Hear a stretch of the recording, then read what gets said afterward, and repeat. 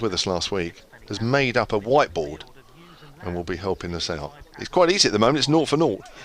End of the over, and that first over is a maiden. Doesn't need to write anything up on his board. Doesn't need to put up his brand new stick-on numbers. So he's a bit redundant after that first over. And here we go. Here comes that update. Here we go. Yes, second day today, but effectively the first day because we had no play yesterday. A few damp patches where the bowlers run up actually are causing problems. I'm told they're still damp, but we're getting underway anyway. Hampshire won the toss. Essex are batting first. The first over was a maiden, 0 for 0. Hampshire have made one change. Seam bowler Ryan Stevenson in for all-rounder Tom Scriven. Live commentary right now via the BBC Sport website and app.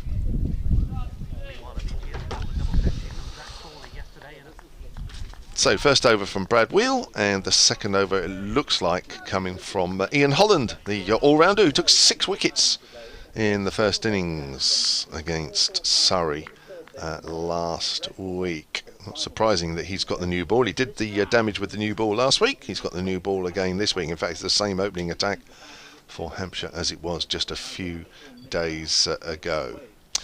So it's going to be Alistair Cook, former England captain, facing Ian Holland, and he's on the back foot.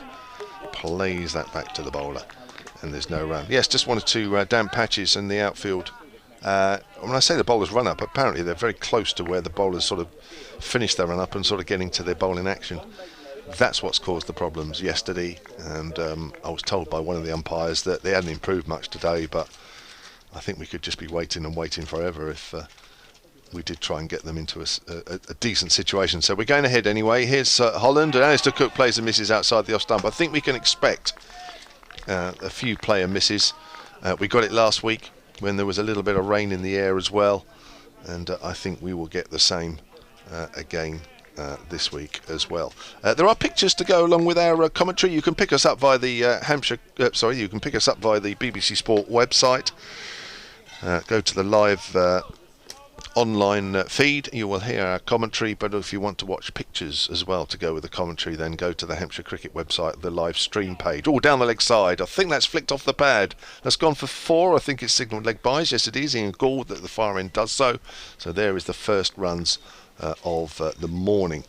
Hampshire, of course, also have a free app, Hampshire Cricket app, which you can watch the live feed on as well, so you can do that. Essex will be streaming the same live feed, so if you're of an Essex persuasion and you'd rather do everything through the Essex Cricket website, then of course feel free to do so. There will be the same pictures. Paul Newton from BBC Essex is alongside me. Welcome, Paul.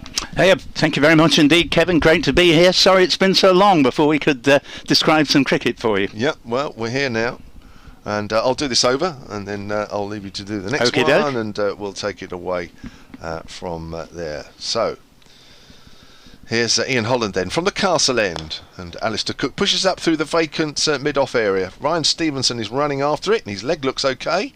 He's chasing after it. He picks it up just inside the rope, and they complete 2, and we are on to 6 without loss.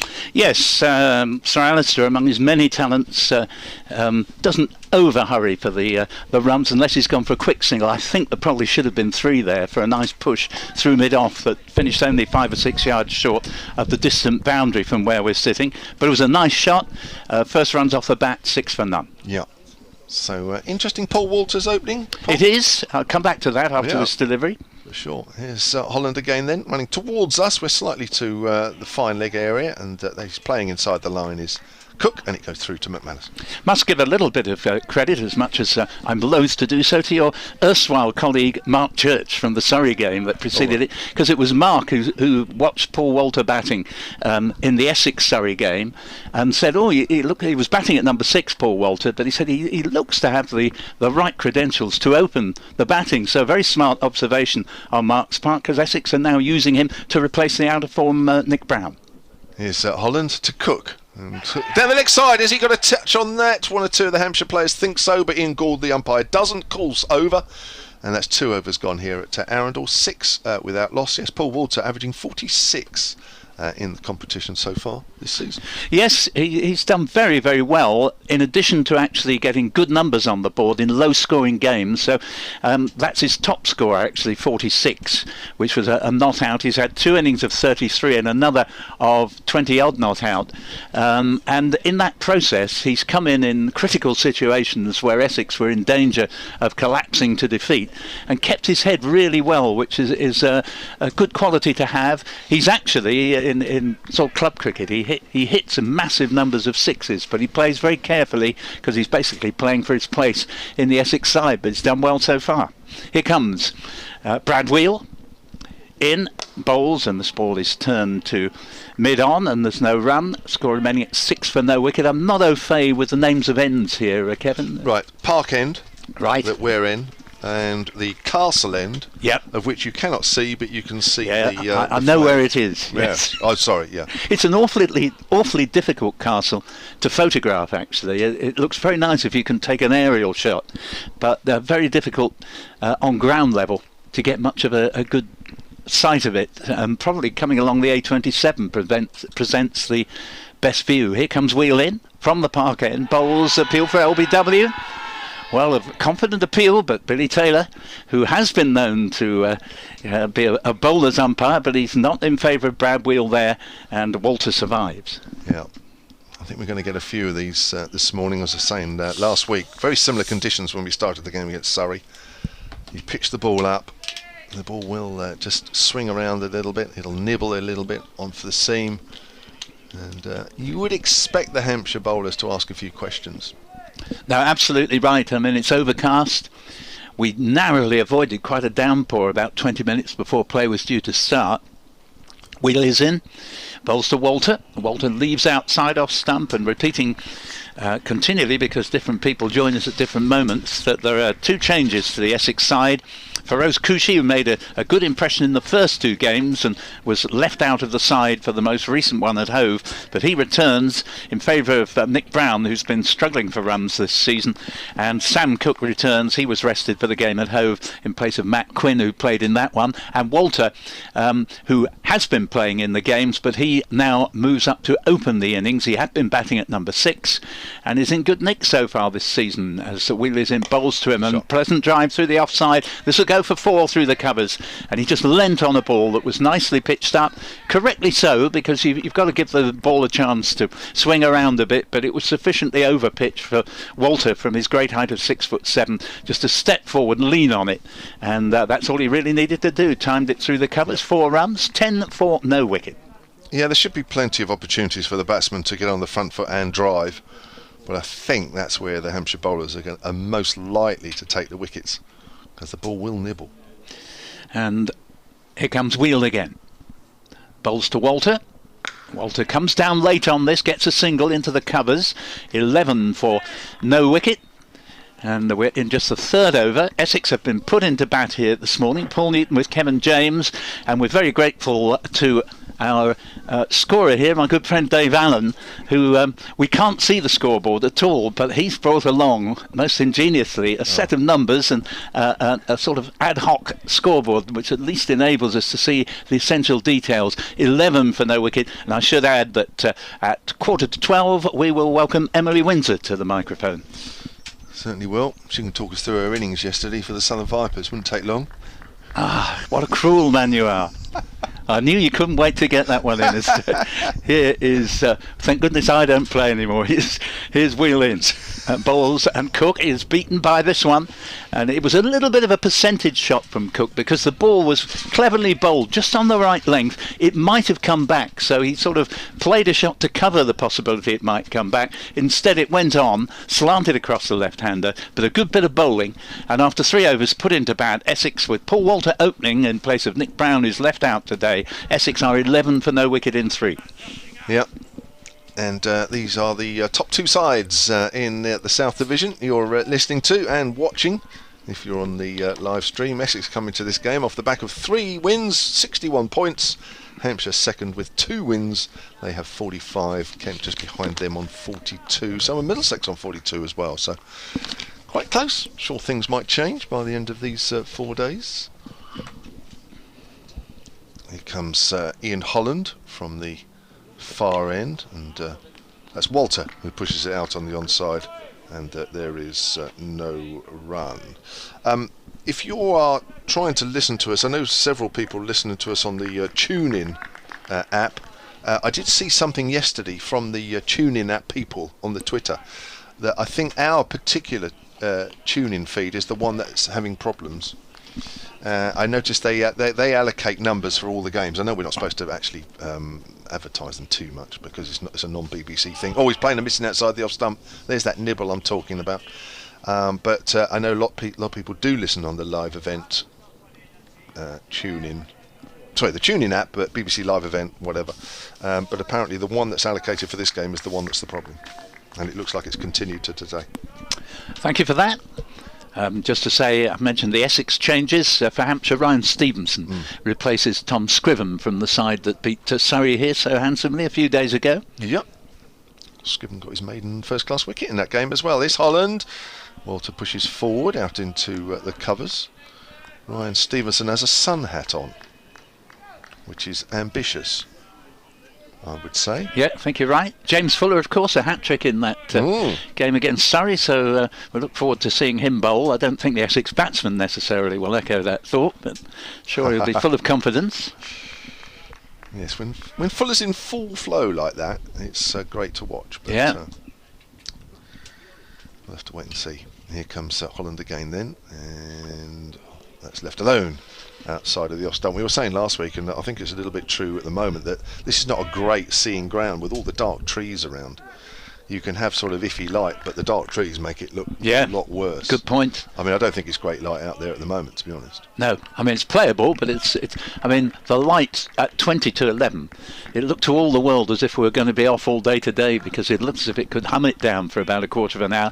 Yeah. Even though it's not as windy today, I don't think storms will last very long, but we're already sort of on the knife edge here in terms of being able to play. We are. Here's Holland again then, and Walter pushes out on the offside very watchfully. Again, Stevenson's in. So 3 wins out of 3 then, Paul. You must be, well, you guys have played superbly in this, haven't you? 3 wins would suggest that. Yes, it would. Can't say the batting has been quite deserving of the epithet superb.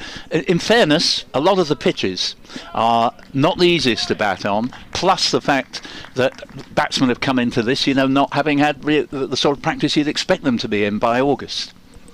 Here's Holland, bowls, and he's edged that, and it's gone through third slip. I'm not sure if that carried. It may just have carried.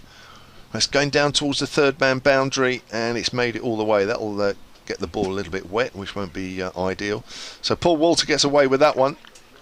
I don't know, did you see that carry? It was a difficult one to judge, actually, because it was sort of the fieldsman himself going for it, masked, just whether it hit the ground first. It would have been a great catch, let's put it that way, taking some catching. I think we'll give him the benefit of the doubt. Yeah, I think so. Yeah. 15 without loss, but definitely a bit of seam movement there for Ian Holland. And Dave's so good, he's even putting the test match score up for us as well. 30 for 4, Pakistan. Yes. Either that or it says page 30. Yeah. Chapter 4. Yeah, I think you got it right first time, You can try to be too clever, And we can also see from Dave Allen that Paul Walter has 9, Alistair Cook 2, and it's Alistair Cook on strike to the start of a new over from Brad Wheel. His third, the 5th of the innings. Cook plays it resolutely forward, and I say it's less windy than yesterday, and almost as though to contradict me, a real old gust gets up and almost blows us away here. So you can get in touch with us at Solent Sport on the tweets, solentcricket@gmail.com. And I'm afraid I can't get my Wi-Fi up here. It won't sort of let me in. Right. If they could send everything via your address, right, and hopefully we can cover all interests. Thank you. As Wheels in bowls, and Cook has played this one down to mid-off. Just continuing your point about Essex's form. They really owe it to the fact they've had such a successful time in the last 3 or 4 years that they're winning games that actually they've probably been second best in. I mean, they trailed with quite a hefty first innings deficit to Kent and somehow got up to win, having needed 31 with 8 wickets down, and they got through. They got the 31 runs through Sam Cook and Adam Wheater to get over the line. And here's the next delivery. And that's a play and a miss. Another very good ball from Wheel bowling to Sir Alistair Cook, and goes through to the wicket-keeper, score remaining at 15 for no wicket. And then again, in the game at Hove, they looked all over the winners, having again trailed on first innings and not got a single batting bonus point. Then they lost quick wickets, but once again they got over the line. So Paul Walter was instrumental in that, along with Aaron Beard. Dan Lawrence making a good 60. But again, they could easily have lost the game, but just their habit of winning sort of came home to roost as Wheel is in and bowls to Cook, who stretches forward, plays it down to backward point. There's no run. But the fact that they only lead by 4 points, in spite of being the only side to have won all 3 games, this is looking across all 3 divisions, does indicate that their batting bonus point tally of a mere 4 points from 3 games does indicate that it's the bowlers who win Essex the games, and Simon Harmer just has no equal in the land at the moment. I had a quick tally up actually. Harmer and Porter have taken 46 of the 60 wickets that Essex have taken in this competition so far. And that's in just 3 games, it's incredible. Porter's bowling brilliantly as well. Here's Wheel in and bowls, and he's bowling well this morning, and that one is another play and miss from Cook. He might have slightly again been playing a percentage shot just to cover in case the ball came back from outside off stump, but batting is not easy out there. There's good bowling from Wheel here, and the score remaining put into bat, Essex 15 for no wicket, with the new opening partnership of Paul Walter on 9 and Alistair Cook on 2. So the email address then, silentcricket@gmail.com. Essex listeners, I'm afraid that's a new address for you just to make a note of for these few days, because the Wi-Fi and everything, the 4G is not great here. silentcricket@gmail.com for all comers, if you wouldn't mind. And the next ball is a leave from Cook. And there haven't been many, actually, for the batsman to leave. They've done well, actually, Messrs Wheel and Holland, to keep the batsman playing. They could easily have picked up a wicket in difficult batting conditions. 15 for none. And the other thought I just wanted to put across, Kevin, is that the decision of Hampshire on winning the toss to put Essex in maybe as much as anything because they know that there's a pretty dire forecast for particularly Tuesday, but not good for tomorrow either, and it's quicker to pick up bowling batting bonus points than batting. Yeah, that's true. Yeah, a few factors to take into consideration there. And normally this ground isn't fantastic for results, but I think the conditions we've had over this last week or so meant that there's probably a little bit more in it for the bowlers than normal. Although the afternoon that Sam Northeast and Tom Alsop batted together, although they batted really well and taking nothing away from them, but the pitch did look as though it was sort of getting back to what you would expect. But even so, Hampshire have bowled well on this. Here's Holland, he's round the wicket this time to Walter, and he's playing a miss in outside the off stump. Expect a bit of that this morning, and maybe this afternoon, and maybe going into the evening as well. More gloom for Pakistan this morning. Already lost the wicket, 30 for 4 we were hearing a moment or two ago. Pakistan replying to England's 583 for 8 declared. And funnily enough, the previous time England made 583, we'll come back to that after this ball. Holland again then round the wicket. It's got 3 slips there waiting as he edges again, and it's along the ground fielded by Fuller. One of those 4 slips actually. Bearing in mind the 359 partnership between the wonderful Zach Crawley and the excellent Joss Butler. Back in 1957, the first ever year of Test match special, England played the West Indies, first match at Edgbaston. England, after being in trouble, 583 for 7 declared, with Peter May 285 not out and Colin Cowdrey 154, putting on 411. And both those 583 scores have featured enormous partnerships. Wow. Down the leg side, flicked off the pad, past a diving Lewis McManus, and that's going for 4 leg byes, I'm sure. Yes, that's signalled by Ingold once more. 19 without loss. So, that's a second sort of helping, I think, 4 extras, isn't it, this morning? Nothing the fielding side can do there. It's just a zip down to fine leg off Paul Walter's pad. And Essex, well, it sounds quite easy to say they're 19 for none in the 6th over, but it isn't. The ball's beaten the bat a good 4 or 5 times already. Yeah, so you were saying about that, was it the 3rd highest score against Pakistan? I think you said that, didn't you? Yeah. In England? Yeah, it's fantastic batting. Certainly was. Here's Holland again then, and Walter pushes forward. Thick outside edge, past the left-hander Fuller at fourth slip, and running after that one is Mason Crane. And they will pick up a single, and Dave Allen's having to do twice as much work there because he's got 2 numbers to pull off there. 20 without loss. He made those numbers up, you know. Fantastic. He made them. I think you have to make the numbers up in this life.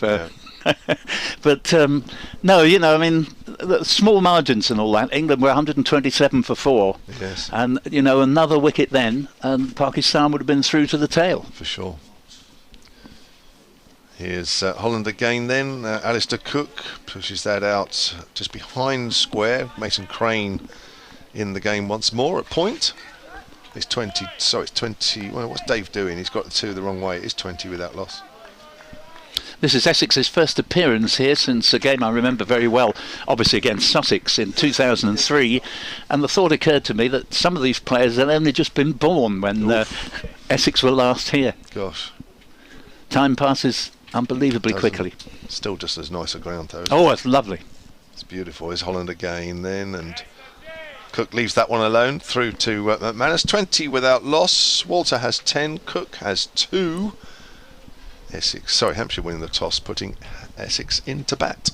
Well, the main thing that's changed since that game in 2003 is the weather, because I remember the game well, and Essex were doing 4 days here and a day at Cardiff on the Sunday, and there wasn't a cloud in the sky for all the 4 days here at Arundel, nor indeed in the subsequent one-day game at Cardiff. Sussex won the game here. Nasser Hussain played in it for Essex, but Essex lost the game, and as I say, the weather was extraordinary. And I remember people of a certain age will remember that one of Sussex's greatest ever players was the Reverend David Shepherd, who memorably, in the 56 series when Jim Laker took his 19 for 90, David Shepherd was recalled long after he'd retired into the church, and came back with a century at Old Trafford. And during the game here, he just produced his latest and I believe final book, which was on sale on the ground, and he was here to sign it. Right. And I'd made the mistake of thinking that he'd made this 113 that he got at Headingley, and he mentioned Old Trafford, you see, and I said, "You sure that wasn't Headingley?" He said, "Well, I think I should know." But yeah, great player. Yes. And the 2 other features of England's batting lineup in that series, they recalled 2 more people who'd supposedly retired from Test cricket. Cyril Washbrook, who made 98 in the 4th Test at Headingley, and none other than DCS Compton, who made 94 at the Oval, and there were tears in people's eyes as he was out just 6 short of, you know, another 100. Great days. That's for sure. Didn't miss anything. That was a hygiene break. Here comes Wheel. In again, it's off the pad. There's an appeal only from behind the stumps because it was palpably pitching outside leg. It's Paul Walter on strike. The score remaining 20 for no wicket. Walter opening the innings today, having batted at 6 previously, has 10, and Alistair Cook on 2. And just linking it in with the modern day, those figures of Laker at Old Trafford in 1956, 19 for 90. The closest anyone's come since was that fantastic effort from Kyle Abbott last year against Somerset when he took 17 in the match. Those were the best figures since. Wheels in, balls to Walter, defensively to short mid-wicket. There is no run. And Essex would like to say a very big thank you indeed, principally to Mr. Abbott, but to Hampshire in general, because if Hampshire hadn't turned that game round against Somerset, who'd looked all set to win it, Essex would not be able to say that they won the title for the 2nd time in 3 years last year. Well, I didn't see you guys giving us a share of the trophy, but anyway, no, we'll take it. You were in our thoughts. we had at the victory celebrations a cardboard cutout of Tom Siddle, Peter Siddle, I beg his pardon, yes, who was with the Australian side at the time. Here's the next ball, and this ball has been driven and goes through an attempted dive there by Ian Holland in the slips and down to the 3rd man boundary for 4. Streaky, but not a chance. The score goes to 26 for no wicket. Yeah, he reached for that a little bit a width there from Brad Wheel. Yeah, we heard 24 without loss. Sorry, 24 without loss. We heard that Kyle Abbott actually got was he given Player of the Season or something like that? Yeah. By Essex. Well, I think so, yes. And do you know, I've got another interesting one on that, and that's man of the 2 series put together this summer. England v West Indies, England v Pakistan. It's an unusual selection on my part. Here's the next ball, and he was trying to take the bat away there, and it still hit it and rolls down safely into the gully for there to be no run. Score remaining at 24 for no wicket. Walter 14, Nick Brown left out of the side today, and Alistair Cook has 2. An unusual call I have for a man who I think has operated superbly all summer. Ooh. I'll just let people mull over that. You won't guess it in a hurry because it is a left field selection. But a man who I think has operated superbly. And I'm not really suggesting that he's necessarily got actual stats that will back up the figures. But here is Wheel in again from the park end, bowls, and this is a lead from Walter. There haven't been many that the batsmen have been able to lead. I'm going to put people out of their misery. Go on then. I did warn you it was a left field selection. Michael Gough, who's umpiring, right, yes. whose umpiring has been absolutely outstanding, to the point where if I were a player and Richard Kettleborough raised the finger, I'd immediately give the signal, appeal that, even if I thought I was plump. Because the poor chap, I don't mean it nastily, but so many of his decisions have been reversed. Michael Gough, on the other hand, if he fingers you, you may as well just take your helmet off and walk off gracefully, because he's nearly always right. As here is Wheel in and bowls, and that ball goes through low outside off stump. But I do think, and he was also excellent as a third umpire, I do think that it's a long time since I've seen an umpire have such an outstanding summer as Michael Gough has had. And you're bang under the microscope. The camera replays everything. His judgment has been immaculate. 24 for none at the end of the Wheel over. He has none for 9, and Dave has just posted on our super duper scoreboard that Dave has rigged up. Pakistan 30 for 4 and raining at the Aegeus Bowl. That's a bit of a worry. I mean, a worry, obviously, for people at the Aegeus Bowl, but of course, if it comes this way as well, along the coast. I don't think we need any more, but we'll have to wait and see. Wheel's just getting the ball just to slant away from the left-handers, as Ian Holland is doing here, as he comes around the wicket to Cook, who's on the back foot, steers that out to extra cover, and fielded by Ryan Stevenson. Ian Holland has none for 7 so far. We've had 7.1 overs of this game. We've lost, of course, all 90 yesterday. Not really because of rain. We only had a rain shower for about, I don't know, 15 minutes, 20 minutes yesterday around lunchtime, but I'm afraid the problem areas are where the bowlers run up, which is probably about as important as where the ball pitches on the playing surface. Outside the off stump, left alone by Cook.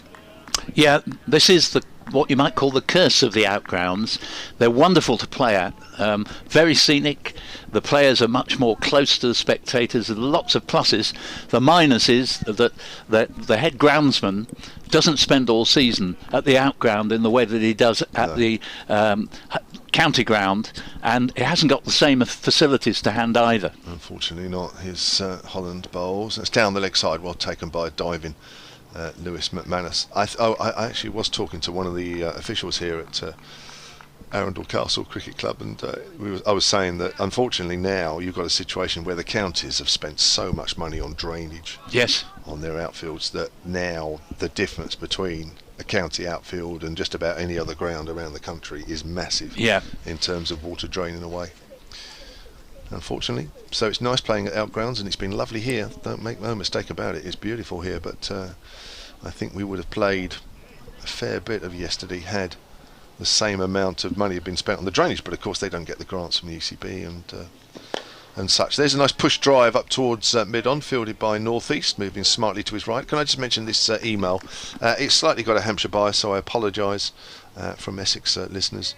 It's come from Simon Jones, who's the development manager at the Hampshire Cricket Board. He says, hope all is well. There's a new edition of the Umpire Strikes Back. Now, I don't know what the Essex Cricket Board have done during lockdown, but the Hampshire Cricket Board have produced a very good podcast, actually, giving lots of sort of info to clubs whilst times were really tough. There's an inside edge on a drive there from Cook. It goes down to fine leg, fielded by Brad Wheel, 25 without loss. And he's just sort of promoting the podcast. The latest one is out now. It features David Court, England Cricket Men's Player Identification Lead. He's chatting with James Hibbard, Hampshire Cricket Region Performance Centre Manager. The main message is, if you think stats are important up to age 16, think again. There's also a review of the week's recreational cricket. And if you go to the Hampshire, the easiest way to find it, if you go to the Hampshire Cricket Board Twitter feed and just sort of scroll down and find their latest podcast. There you go. Here's Holland again, and that's full. And that's pushed back to the bowler by Walter, and that's the end of the over. 25 without loss. Walter has 14, and Sir Alistair Cook has 3. Yep, Cook, bit of a stodgy start, I think we'd say, and it's not easy batting out there. And I memorably once interviewed him, and we were talking about making hundreds in county cricket, and I said, of course, not as difficult as making hundreds at test level, I'm sure. And he said, well, I can assure you, making hundreds at county level is not easy at all. And that's a very good point from a man who's been, a massive scorer of hundreds, England's record century scorer. But putting it into perspective, that there are a lot of hard work. That's for sure. So it's not great light out there, but it's certainly playable. Brad Wheel to continue from the park end, and bowls to Cook. Cook just drops this down to mid-off. There's no run. Yeah, just finishing that point about how difficult it is at outgrounds. The first year I ever actually went to watch Essex play was 1958. They were playing supposedly at my local track, the Castle Park in Colchester. A lovely, lovely outground, to be sure. Yep. But it was under 3 feet of water at the time. There's this picture on the handbook for 1959 which shows all the seats totally covered in water. You could just see the backs of the chairs. Come back to that, but here's Wheel on his way in again. Past umpire Billy Taylor, bowls to Cook, who again defends the ball to mid-off, and there's no run. Northeast Fields. And the game was played at the Garrison Ground. Now, the Castle Park ground is right down virtually at sea level, and the Garrison Ground is up North Hill and therefore at a much higher level, and they were able to play. And as the name would indicate, it's a garrison town, Colchester. And is it an army place? It is, very much so. And later on, they went back there for 2 or 3 festivals. Yorkshire visited twice, and a certain Geoffrey Boycott scored 2 double hundreds there. As here comes the next delivery, and this ball's flicked away off the pads. Be 2 runs at least here as it goes out to deep mid-wicket. Don't think it'll quite reach the boundary, but they may well be able to come back for 3, and indeed will do so. And so 3 more runs onto the board, and those to Alistair Cook, as the score goes up to 28 for no wicket, and Cook moves up to 6, doubling his score. Yeah, I think we were at Colchester, wasn't that long ago, was it? No, Division right. 2 fixture, Yep. I remember. Yep. 7 years ago? Yes, something like that, very much so. Lovely ground, but obviously, like all these outgrounds, not so clever if it absolutely pours with rain. Here is Wheel again to bowl to Paul Walter. Massive 6'7", leaves this ball outside off stump, just to tie up the final detail of Boycott's double hundreds at Colchester. Former Gloucestershire player Sam Cook was one of the umpires in the game, and it was in the final overs of the day. Boycott had got a double hundred in the day, and Robin Hobbs, Essex's leg spinner, bowled a delivery which pitched outside leg stump and would have hit middle. Right. And Hobbs, wearying at the end of the day, just automatically appealed, and to his amazement Sam Cook raised the finger, leaving Boycott absolutely desolate. Oh dear. Come back to that, but here's Wheel again, bowls to Paul Walter. Oh, and that one has beaten him. It's going down to the boundary, just waiting for any signal there. There was an edge there, and it's gone through for 4, 32 for no wicket, but Walter didn't know much about that one. Just to give you the punchline of that story, when the Boycott had finally removed himself from the middle, Robin Hobbs said to Sam Cook, interesting decision there, Sam. And Sam Cook said, we've seen quite enough of that bloke for one day.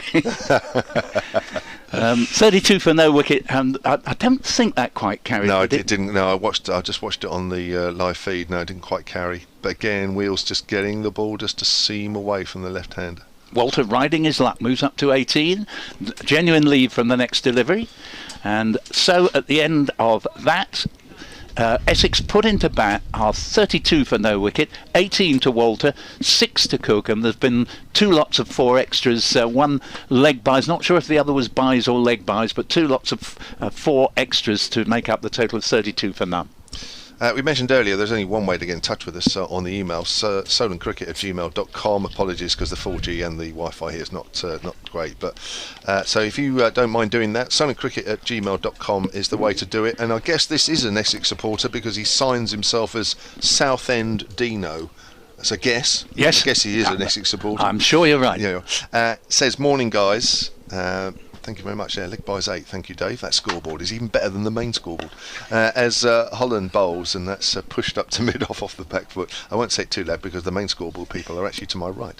And they're very good, I have to say. Oh, you've just got that in time. I did get that in time, yeah, because I could just feel some eyes drilling me in the back of the head. Morning guys, says Dean, Southend Dino. He says, great to have some cricket finally. Watching the coverage, so he's watching the live stream. Can you tell me if the wicket is on a slope from left to right, or is this down to the camera? Now that's interesting because I have to say, if you do watch the live feed, it looks as though you're playing at Canterbury, as that's pushed up towards mid-off, because there is definitely a slope.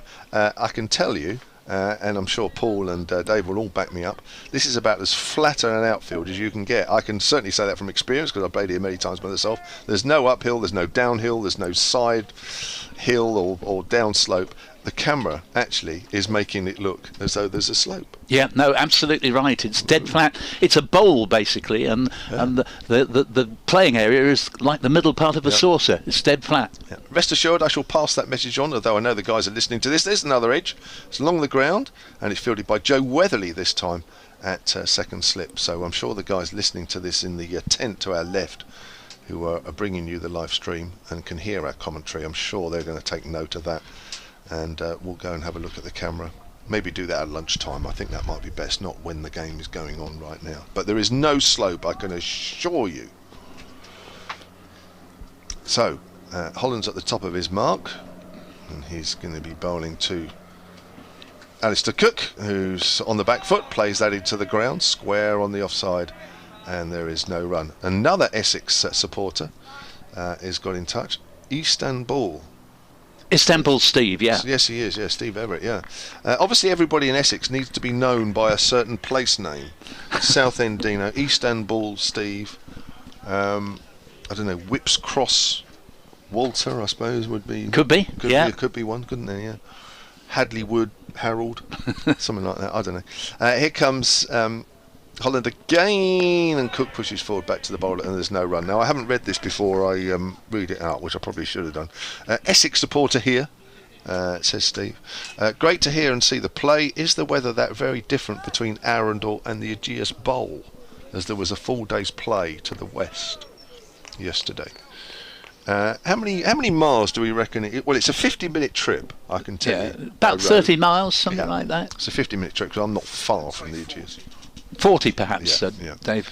A bit of sun trying to break out from the clouds as he drives in the air, but safe as it goes up towards mid-off, and that's fielded by Ryan Stevenson, but the batsman will pick up a single, and the total moves on to 33 without loss. Just to explain, and we've said it a few times, so if you've just joined us, the reason wasn't because there was a lot of rain here yesterday. It's just that there was a lot of rain the night before, and there were some areas, mainly where the bowlers run up, that were causing problems. And even though the sun was out yesterday, they weren't drying that quick. So that's why we had about 4 pitch inspections. And the problems were that they were worried that if a bowler bowled probably 5-6 overs from one end and ran through sort of very soft ground, then it would create a few problems. So that's why we didn't play yesterday. It wasn't because we had loads of rain. Steve goes on to say, Essex looking incredible with the ball in hand, but not so much with the bat, as you pointed out, Mr. Newton. But applaud this change of resting Nick Brown and giving Paul Walter a chance. Perhaps it's a game for tall guys at this time, a la Zach Crawley, along with getting young Cushy in as well. Anthony McGrath's doing a great job in his opinion. Yep, certainly am mine, because I was saying only yesterday that it's not easy following a man like Chris Silverwood, who had the most amazing success for the 2 years that he was in charge of Essex. James Fuller into the attack now. Ryan Stevenson, and this ball is driven out for 4 runs. It was a bit of a warm-up delivery, that, and a friendly half volley which disappears through the extra cover region to the boundary from the blade of Sir Alistair Cook there. Just leant on it really, didn't try to hit it too hard. And Cook moves along to 11 and Essex to 37 for no wicket. 5 overs, 2 maidens, none for 16. Brad Wheel's opening spell. It was a good spell. I thought he bowled well. Bit unlucky. Yeah, very much so. Ryan Stevenson again. Change from the previous side, replacing Tom Scriven, and Cook plays the ball to short mid-wicket, and there is no run. There's a bit more to Istanbul Steve's email for you, Paul. I'll just read some more. Hampshire bowling well and a bit unlucky. I agree with that. So Alistair and Paul a bit fluky, but hey-ho. Thanks, Steve and Paul, for kicking us off. Who's Steve? Yes, I'm not sure. Is that me? I'm Steve. Apparently I'm Steve now. Yeah. I've made such an impression in that first half hour. I'm Steve. Yes, right. Here's Stevenson. And this ball goes through outside off stump. Yes, just going back to Istanbul Steve's point, that actually we may even have had less rain here yesterday than at the Ageas Bowl, because they had a couple of hold-ups there and were able to play on well into the evening. Play was pretty much still going on at the time when the hour's highlights on the BBC started. Whereas here it was just really 15-minute downpour was all there was, as Stevenson's on his way again and bowls to Cook, who's guided this one out square with the wicket on the offside. There'll be no run there. Score remaining at 37 for no wicket. There's a couple more lines from Steve. Steve, who's called me Steve. I've only been doing this about 120 years and I'm called Steve. Anyway, never mind. It just shows the impact I've made over the years. But I'm told everyone's called Steve in Istanbul, so... My mate Steve down the road. It's going to be renamed I Steve Bull. Here's the next delivery. Round the wicket, Stevenson bowls and Cook comes forward, plays it back down the pitch, no run. Interesting that the commentary off the Hampshire webpage is faster than the BBC radio commentary. Well, we've mentioned this many times before. That isn't our problem, basically. But your verbating is valuable on any platform. Come on, Essex, 4 out of 4 with respect to Hampshire in brackets. Marching on to be 3 current trophy holders. Stevenson again in his first over, around the wicket, bowls to Cook. Or appeal for LBW. Not out, says Billy Taylor. And that completes. Interesting first over there from Ryan Stevenson, coming into the side today to replace Tom Scriven. Paul Walter has moved up to opener because Nick Brown is left out at the Essex side and Sam Cook comes in for Quinn. Essex put into bat 37 for none. It's not been as easy as that score might make it sound. Hampshire unlucky on several occasions. Paul Walter has 18, Alistair Cook has 11 and Kevin James will shortly be joined by Emily Windsor. Thank you very much, Paul. He'll be back in half an hour's time. Simon Jones is back from the Hampshire Cricket Board. It's raining. It is raining. Oh dear, but they're staying out for now. Let's hope it doesn't get any worse. Simon Jones is back and he says, hope all is well. There is a new edition. He mentioned about the Umpire Strikes Back podcast. He also said about the Essex Cricket Board, they are led by Dan Feast. I hope I've got that right. Here's Ian Holland round the wicket and Cook pushes forward up to Walter pushes forward up to mid-on and there is no run. He says the Essex Cricket Board have offered fantastic support to clubs during lockdown with a series of webinars and advice for clubs, working very closely with local recreational leagues, something we're striving to improve in Hampshire. So there you are. That's lovely. That's got a nice balance for the BBC. Here's Emily Windsor. How are you? It's raining just as I come on. Yeah, well, hey, there's a sign. Outside the off stump, and that's left alone. How are you? You all right? Yeah, I'm good, thank you. Good. I was good till it started raining. Oh, yeah. It's hopefully it's not going to be hanging around for too long. Emily Windsor from the Southern Vipers. Regular Hampshire listeners will know her voice for quite a bit. Essex listeners maybe not quite so much, but Emily does commentaries on a regular basis for us. And alongside us right now with the rain, hopefully, I think I'm being hopeful here. I think it is easing off as that's pushed up to back to the bowler by Paul Walter. What have you made of the first 45 minutes? I think Essex have played really well here, actually. There's been a couple of deliveries where Hampshire have beaten the bat, but on the whole they've played really nicely. Not given potentially a chance down to third slip, but other than that, they're playing strong shots. They're two tall lads at the crease. Obviously, Sir Alistair Cook we know, but Paul Walter. Holland comes in. He's playing a missing outside the off stump. Good delivery. A tall lad. But things just seem to be going in Essex way a little bit at the moment. Yep. Yeah, I couldn't agree more. It's uncanny, isn't it, when you're winning games, how periods like this, you get the feeling that if this had been Surrey last week, Surrey would be 4 or 5 down by now already. Yeah. They'd have nicked the ball a couple of times. Yeah.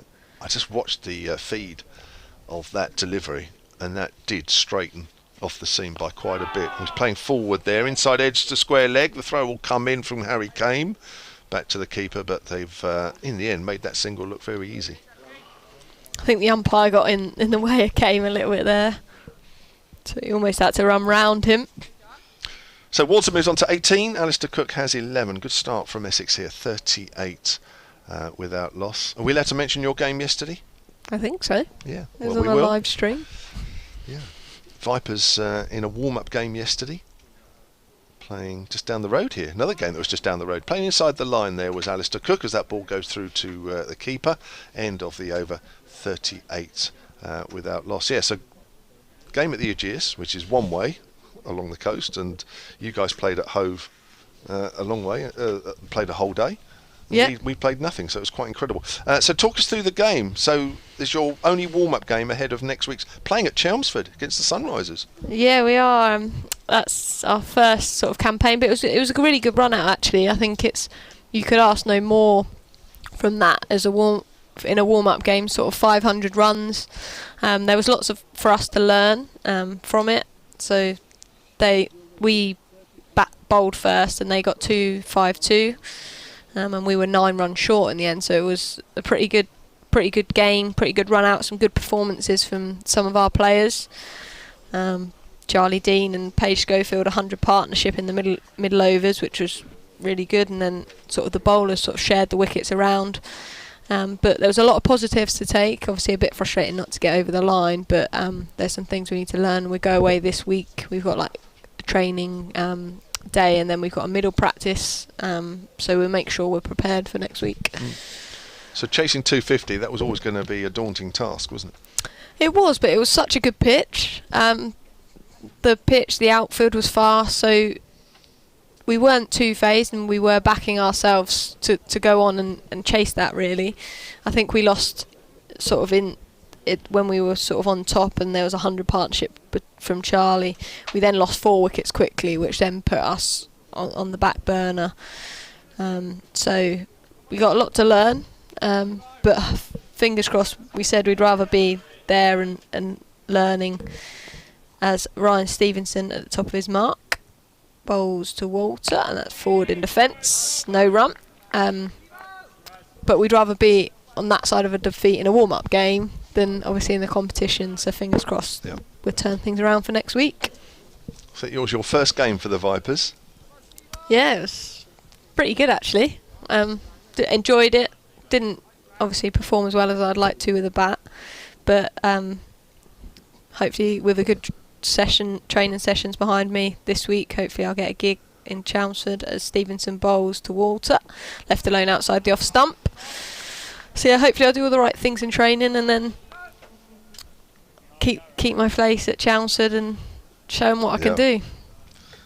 So it was a tough chase, but of course the two batswomen in front of you put on over 100, 116. So you're next in, waiting for that. That's a long way on a chase like that, isn't it? Yeah, because we lost 2 wickets quite quickly as well. And I was sort of the next in, thinking, there's a bit of a collapse coming here. Then there's 100 partnership. There's Stevenson bowls, and that's shorter delivery, but played on the back foot, no run. So it's a long wait, and it's sort of a situation that I'm not used to usually coming in at, sort of that last sort of 10 overs requiring 8. So I'm usually like a middle order type player in a 50 over game. Yeah. But it's something I'll work on, because at number 6, if you bat there, you can sort of come in a vast number of situations really. Stevenson right arm round the wicket, bowls, and that's an inside edge onto the pad, no run. 38 for none the score. it's a tough situation when, what was it, about 6 and a bit and over, wasn't it? Nearly 7 and over when you came in, batting at 6. That on a tough run chase, that's not an easy position to bat, I don't think.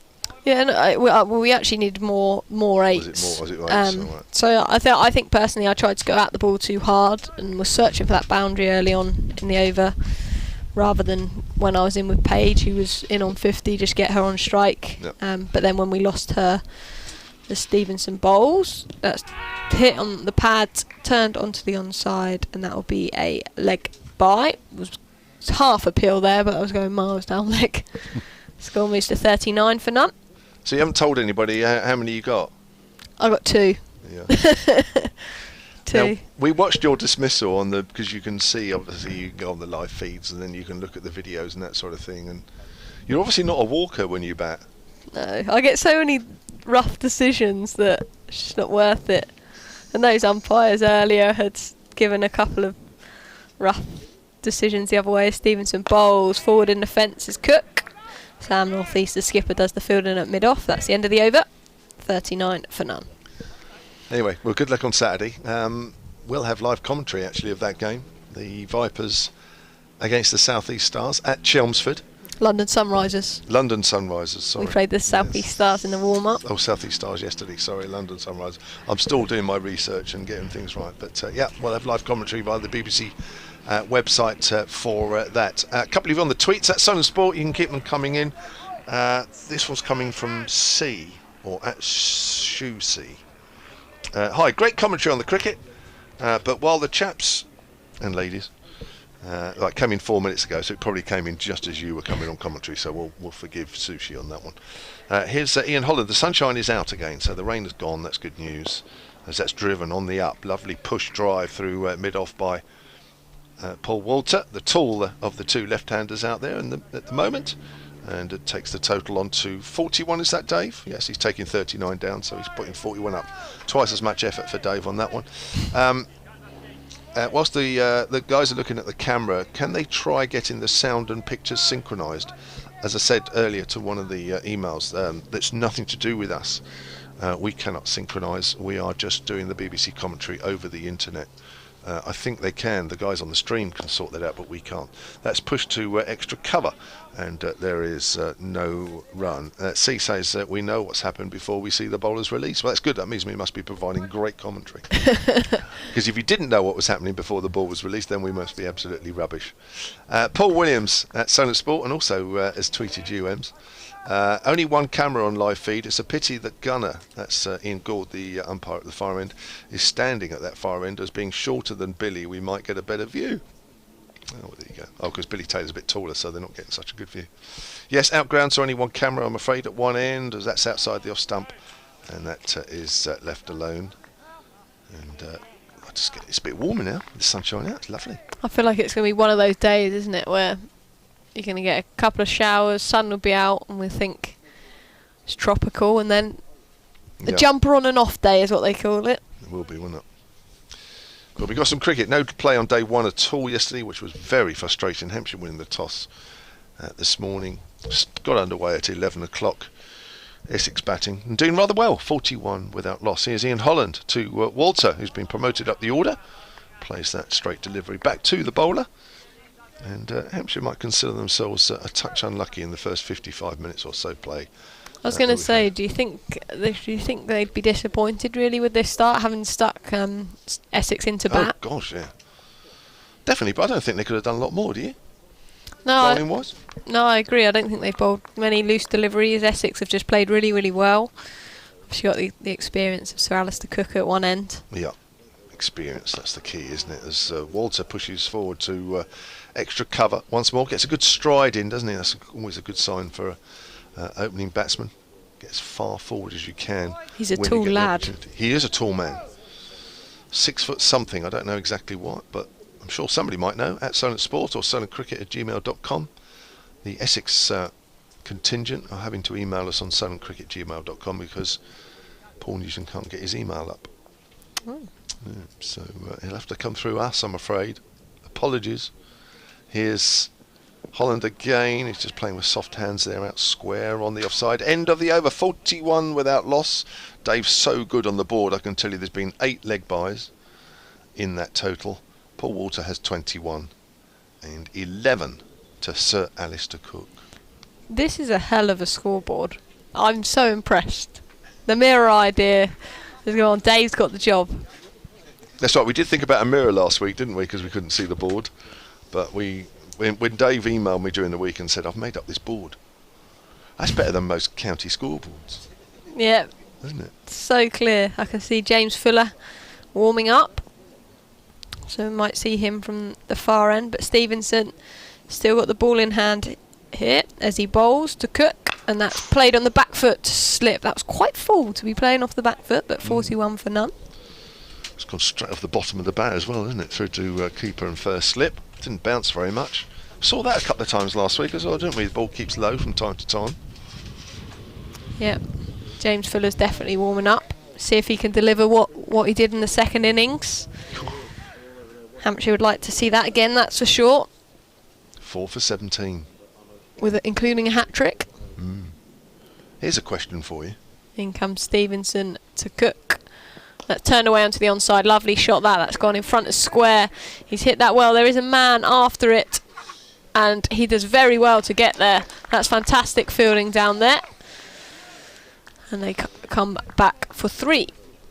Here's a great bit of advice from David Ackland. If you want to watch the pictures and have the commentary syncing, if you know what I mean. We're not syncing, but you know what I mean. David Ackland at Solent Sport says, if you want to sync the sound and the vision, it depends partly on which system you're using. I'm watching the live stream via the Hampshire app, and it is synchronised. So you can download the Hampshire Cricket app. It doesn't matter who you are, where you are, it's free. If you download the Hampshire app and watch the live stream via that, then apparently the commentary is synchronised via that way. So there you are. 44 for none then, as Stevenson comes in and bowls to Walter for defence. Will be no run. Alistair Cook 14 not out. Paul Walter 21 not out. So here's a question for you. James Fuller became the 15th Hampshire player to record a hat-trick. 15th Hampshire player in history, yeah? Yep. 3 are on this ground right now. And I've got to tell you the 3. Yeah? Okay. Dave knows it. Dave knows. Here comes Stevenson to Walter. He's bowled. That's a play and miss. That looks like a good delivery, that. Bit of movement there. Taken by Lewis McManus. No run. The 3. So Fuller's one of them. Well done. Thank you.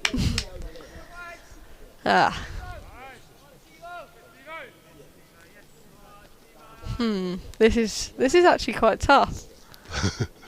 Shall I put it out there as well? At Solent Sport on the Twitter feed, solentcricket@gmail.com on the emails. Well, as you can't think at the moment, we'll put it out there as well. In comes Stevenson. That's a nick, and that's gone through first and second slip, and that'll go for 4. Stevenson hands on his head. There's a gap between. They've got like a first and third slip there. That's 4 more. Score moves to 48 without loss. Interesting. A lot of the nicks aren't carrying, are they? No. It's been a few this morning, and they're not really carrying at all. Had that have been straight to seconds, could have been different. But you got Weatherly at third slip and Alsop at first slip. Stevenson comes and bowls, and that's forward in defence from Walter. No run. That's the end of the over. 48 without loss. Paul Walter on 25 and Alistair Cook on 14. John Ryan at Solent Sport says, watching the live feed and great radio commentary. Must be all you, that, Kev. No, it's all of us. Of course it is. We're a team. Listening to and watching from Valencia, which is even more delayed online, so the match-up is perfect. Answer is to get about 1,000 miles away in the sun. Yes, and of course, unless those quarantine things come in within 24 hours, and then it maybe isn't so good. But hopefully, Paul Williams has got the answer right, so don't look. Oh. 3 Hampshire. I'm still guessing. Yeah, don't look on the computer. No, Dave, don't tell her. We'll let her guess. We'll let her stew for a while. Are any of them spinners? I'm not saying no. I mean, listen, I mean, let's be honest. When there's no crowd in, there isn't exactly a lot of people here to be looking at and working out who are the 3 people that have taken a hat trick. Yeah, well, I don't want to guess, and You then can take away the stewards. Is Kevin James one of them? Oh, have I got that right? Yeah. I'm happy with that. Here's James Fuller then, from the end that he took the hat trick outside the off stump, and that's left alone by Alistair Cook. Did you get your 4 and 4 balls here, Kev? No, not here, no. No, sorry, when I said the hat trick on this ground, I meant the 15 players in Hampshire's history that have taken a hat trick. 3 of those 15 are on this ground. Okay, right now. Yeah. Kevin James is one of them. Correct. Thank you to David Ackland, who says, Emily, you're sitting next to one of them, which is a bit of a giveaway. And it's not Dave Allen. I'll do an update for Solent listeners on all frequencies in a moment. Here's Fuller to Cook. Cook gets a length ball, which he watchfully pushes to mid-on, and there is no run. And here is this update right now. We've had an hour's play this morning, which is great because we didn't have any play yesterday at all. But Essex have started well here. They are 48 without loss. Sir Alistair Cook has 14, but Paul Walter, who's been promoted to open the innings, has done well. He's on 25. Hampshire bowled well, actually. There's been a lot of edges which actually haven't carried to the slip areas. There's plenty in this pitch. They've just got to be patient. Live commentary right now via the BBC Sport website and app. Here's Fuller. It's pushed out on square on the leg side, and there is no run. Read to time there, Kev. Just about. Actually, I didn't. I tried to get the time and I couldn't get it. It showed me a sleep function. Look.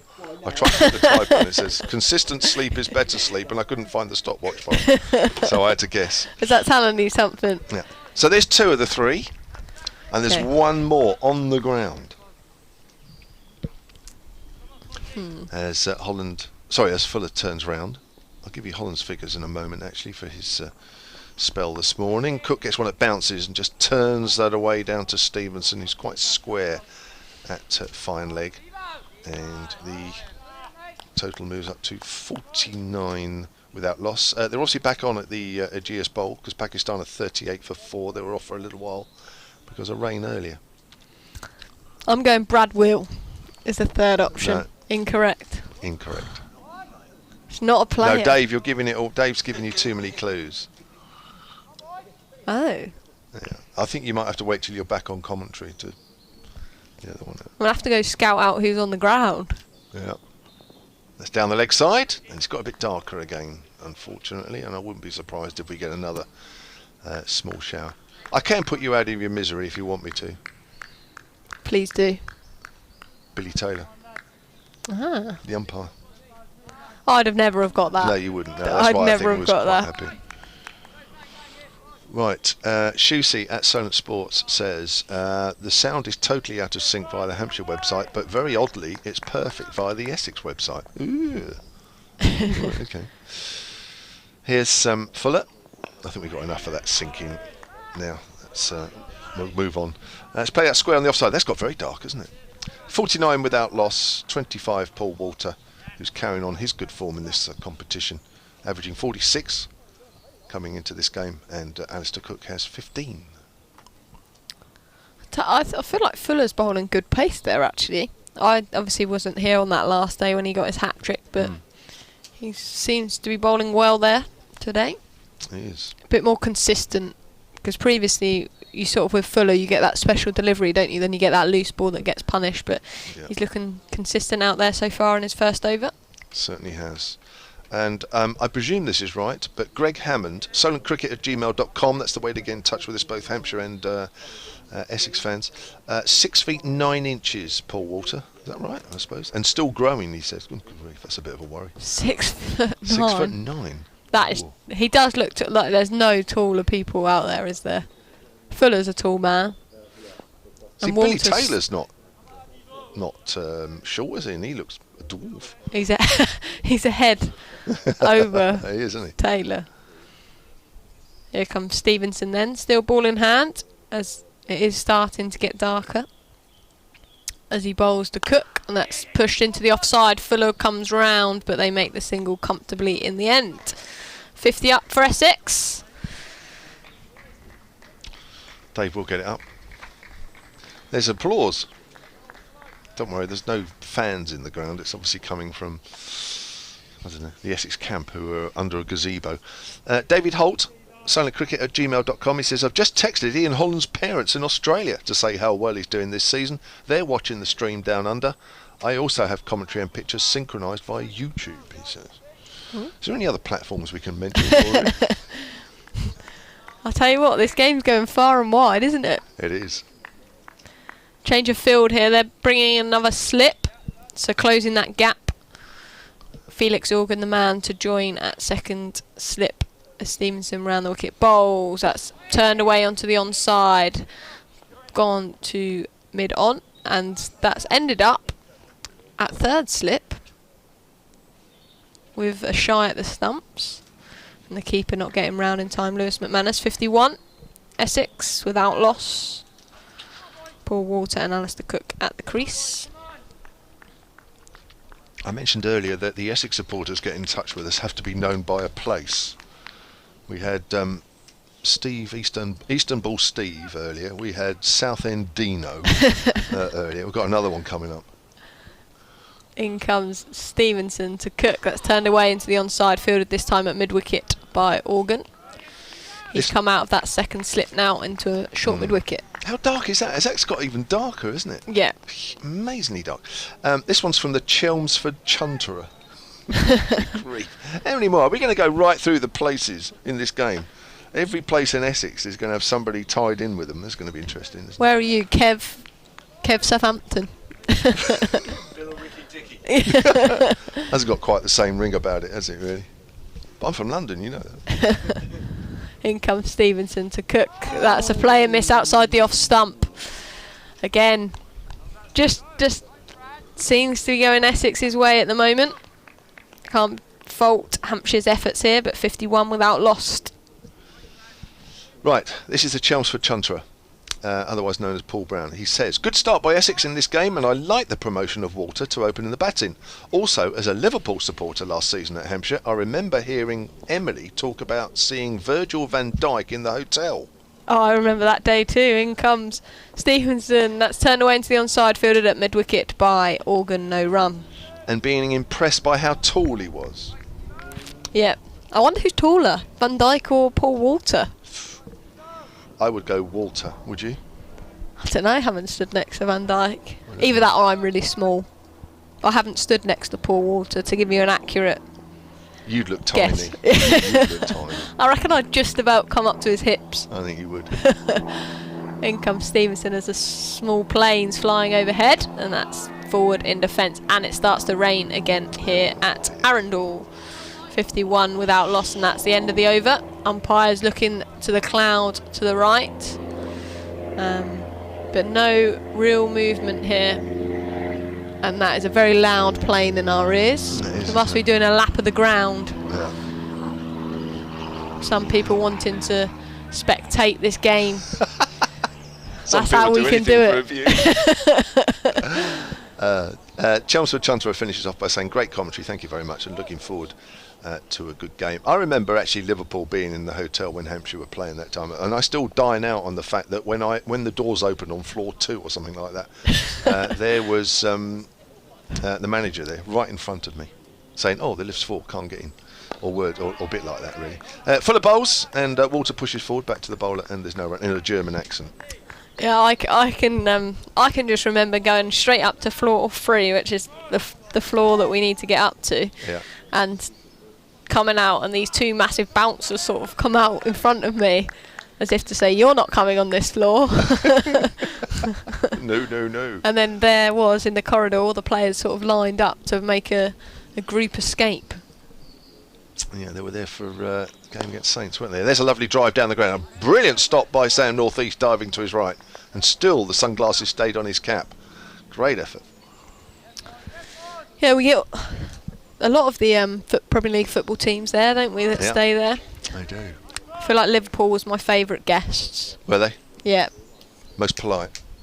Were they? I think there was the most fans outside the hotel when Liverpool were there. Weren't they?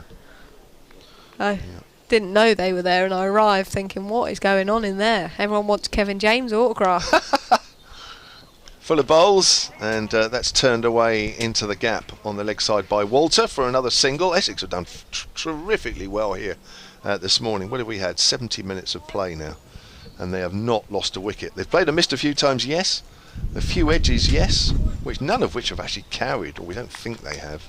Maybe one to third slip, but even that was very low down. But you're always going to need a little bit of luck to survive these conditions. But even so, I think Hampshire can be reasonably pleased with the way they've bowled, and I think Essex can be certainly pleased with the way they've batted so far. He's full around the wicket from that Castle End bowls, and that's flicked down to fine leg by Alistair Cook, and the total moves on to 53 without loss. If you were Sam North East now, what would you be thinking, Ems? I think, as you said just then, the bowlers haven't done a lot wrong, and I think it's just going to take potentially that one breakthrough and could change things. But I just think Essex have played really well. It's one of those that, as a bowling unit, you'll reflect on it. Haven't given away too many loose deliveries. Haven't let Essex get away, and the batters have just left the ball well. Yeah. Fuller again round the wicket, and it's just nipped back and wrapped. In fact, I thought it wrapped Alistair Cook in the thigh pad area, but that's actually cut him in two and gone straight through to Lewis McManus. Still plenty of movement out there. I didn't actually give Ian Holland's bowling figures out, actually. He opened the bowling from Fuller's end. 7 overs, none for 12. Yeah, good spell that. He's done very well for Hampshire so far this year. Terrific. 6 wickets here last week. He's been a very steady bowler for him this year. I'll give you how many wickets he's taken so far. Here's Fuller. There's a drive to extra cover. Oh, and I thought that was going to be stopped. I think it's been half stopped.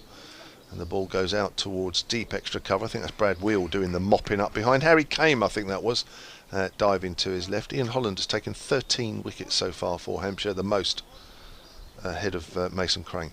Felix Organ, the fielder. Oh, is it forward? Yeah, probably should have been stopped diving to his left. But we're on one of the hand sanitising breaks. And Ian Holland asking for his jumper. That shows you the change in weather. What will Sam North East be saying to the troops here? Stick at it, lads. Yeah, I would, wouldn't you? Yep. I don't think they've done a lot wrong. I think you could play that hour again and Essex would be 2 or 3 down. It's just been one of those hours. There hasn't been an over where you thought, well, that needs to be this or needs to be that. I've never thought that at all. I don't think at this point. I think we'll have shall we have a change at the end of this? Yeah, let's have a change of commentary. I'll tell you what, Ems, you come this side, and let Paul go that side. All right, so we'll do that way. Then we in this sort of socially distant COVID stroke, whatever you want to call it, we'll try and keep on the same side. So I'll let Paul Newton come in on your side, and then Emily, you can look after things.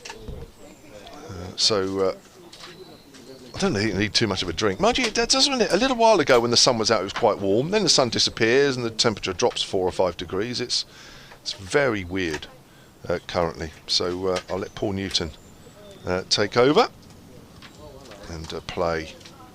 Going to resume with Ryan Stevenson. Paul. Thank you, Kevin. And it is actually raining at the moment now. It's very dark overhead. And I'll tell you what, I've seen cricket not being played in light appreciably better than what it's been for the last 10 minutes or so. Really has been very dark as Ryan Stevenson comes around the wicket from the park end to bowl initially to Alistair Cook, who's whipped this ball off the pads to long leg for a single. And Dave Allen keeps up the great work on the makeshift scoreboard here, without which we'd be totally all at a loss. 56 for no wicket, with Alistair Cook moving on by 1 to 18. Paul Walter, who's done the bulk of the scoring on his first attempt at opening here, he has 29. Paul Newton here with Emily Windsor and Kevin James. In this lovely ground, but unfortunately the weather is anything but lovely, and we're doing very well to continue to play as Stevenson around the wicket. Bowls to Walter defensively and down to mid-on. Well, Emily, it's been not easy batting out there today. Hampshire certainly would have had a wicket or two with a little bit of luck, but the Essex openers nonetheless deserve great credit for keeping their wickets intact. Yeah, I think Essex will be very pleased with the start here, and as you said, Hampshire have sort of gritted their teeth and have been unlucky really. Just haven't, those edges haven't carried, and the ball's missing the bat. Stevenson in. Bowles defensively back down the track by Paul Walter, and as Emily says, the bowling's been good. You couldn't criticise it and say that it's been too wayward, too short, or any of these things. There have been 3 or 4 edges that just haven't quite carried to the slip court, and in a way you'd expect a new ball at the start of a game to carry. The wicket rather dead, I think, in nature. And equally, there's been 4 or 5 plays and misses, perhaps more even than that, where the batsman's been palpably beaten, but fortunate enough not just to get the edge. But batting's not been easy either, and these two have done very well, as here Walter clips the ball to Felix Organ at mid-wicket, and there's no run. The score remaining 56 for no wicket, reminding you that Hampshire won the toss, put Essex into bat. Yeah, it'll be interesting. Obviously, I think for the rest of the game there's a forecast of poor weather, which is a shame, because I reckon this pitch, if it was anything to go by, Mason got a little bit of turn out of it towards the end of the previous game, so obviously Essex have got some good spinners. Stevenson again. Bowles, and this ball played defensively to Organ at mid-wicket. Batsman is Paul Walter, and there is no run. And I've half an idea, Emily, that in a different situation with decent weather, Hampshire would have made the opposite decision on winning the toss. I think with this the only day, and I mean it's not very nice weather at all now, but the only day when there's any likelihood of getting a full day's play, probably you'd reckon that you can get 3 wickets a lot quicker than a batting side can get to 200, and Hampshire may well have taken the view that they want to pick up whatever little morsels in terms of bonus points they can. Stevenson bowls, that's nicely played through the covers, not with any great force from the blade of Paul Walter, just be 2 runs there as the ball is comfortably picked up about 10 yards short of the boundary, and the score moves up to 58 for no wicket, and Paul Walter moves along to 31. Paul Walter takes about 3 strides to get down the upper Yes. end, doesn't he? That's I was right. watching that then, I was thinking he needs to hurry up here. Oh wait, no, it's only 3 strides for him. That's well put. I mean, I was thinking that the reaches of the 2 batsmen between them are about 13 feet, with 6'7" plays 6'3", and you know, it's been the right policy actually on this pitch, not to be caught right back on these stumps, and indeed, where possible, to get a good stride in. Yeah, especially with the bowling attack. Hampshire got Ian Holland up front in the last game. Did a lot with the ball, got a lot of nicks as James Fuller continues from the castle end, bowls to Cook. That's pushed away into the offside. Lovely shot off the back foot. Felix Organ on the chase. It's a bit slow, that outfield out there, and Felix Organ does get there. They come 3 more to the total, and Alistair Cook moves to 21. Yeah, I think that's about the 4th helping of 3 runs. We've seen an indication that it's quite a large ground here, so it's quite a way to the boundary, but as you were saying, a slowish outfield after not so much the rain yesterday, but in the previous 24 hours to that has slowed things up a little bit. Yeah, it certainly has, and that's as a batter, you curse those days because you know you got to run your runs. Yeah, absolutely. As Fuller turns at the top of his mark again. This time into Paul Walter. That's turned onto the onside. It's beaten him actually, leg side, taken by McManus. No Good run. take. Yeah, I mean, the only other thing you could say is that it's pretty chilly for the time of year. You know, to be struggling to reach 20 degrees, probably just about might get there, but it's one of those days when if you have got to keep running threes, you know, you think, well, actually, in this weather, it just warms us up nicely. It's not whether you want to be in the field and the ball hit hard at you. No. Now, the batsmen are sort of sweaterless, but even so. As Fuller comes in past the umpire to Walter. Forward in defence. No run, 61 without loss, Essex. Having said that, I've yet to see any of the fielding side, apart from the guy bowling, James Fuller in this particular instance, or there's one other fieldsman without a pullover, but generally it is a day when, unless the sun comes out, in that case you want to get rid of your pullover, but in other circumstances, particularly when there's quite a draft of wind, you're glad you've got one on. Yeah, definitely. It's just cloud cover here at Arundel as Fuller runs in round the wicket. That's driven through the offside, fielded well at mid-off. Brad Wheel, the man there. Ball not into the keeper's gloves. 61 without loss. Beginning to see more front foot strokes in the last sort of 20 minutes or so. As the batsmen gain a little bit in confidence from what's been as good a start as Essex have had this season. 61 for no wicket, with a new opening partner for Alistair Cook, who's on 21. Paul Walter, erstwhile batting at number 6, now moved up to opener as Nick Brown is rested. And Paul Walter again making good score here with 31 not out. In comes Fuller to Walter, and that's turned into the onside. Will be no run. Was Nick Brown rested then? Is there a rotation? Well, he's not been in great form. In fairness, he did get a 60 in the first innings of the first game against Kent, but he's had 4 or 5 low scores on the bounce since then, and it's sort of as you know, a fine line. Are you rested or have you been dropped? And I think it's kinder to say rested. But it'd be interesting to see what the decision is for the next game. But the way Walter's playing, he may well keep his position. In comes Fuller to Walter. That's right on the pad and appeal, but that looks as though it's going down leg. 61. It's raining at the Aegeus Bowl. 41 for 4 there. And that's in Southampton. Seems to be lots of little pockets of weather about. Yeah, we've been lucky, Emily. There's been both a very heavy cloud at 20 to 11 when it looked to all the world as if it would rain and perhaps we wouldn't see a ball bowled all game. Thankfully, all we got was a very few spots. And ditto about 20 minutes ago when it was raining slightly and it looks as if it might become a lot harder. So we've been lucky so far with 2 interruptions to play at the Aegeus 40 miles down the road. 41 for 4 there. Pakistan through a second rain break, losing 1 more wicket this morning. Ryan Stevenson will continue from the park end, around the wicket. Bowls and whipped off the pads by Cook, nicely fielded by Organ at mid-wicket. There's no run there. 61 for no wicket. But to Paul Walter, who didn't play in the first game for Essex against Kent, then Ryan Ten-Doeschate had an injury. Walter, who'd been sort of the forgotten man for the previous 2 seasons, came in and made good runs in the Surrey game with a 33 and a 46 not out, and then again he got a 30 odd and a 20 odd not out at Hove, so he hasn't actually had a failure yet, averaging 46 before today. And here is Stevenson in bowls to Cook, who plays the ball stylishly back, well fielded by the bowler.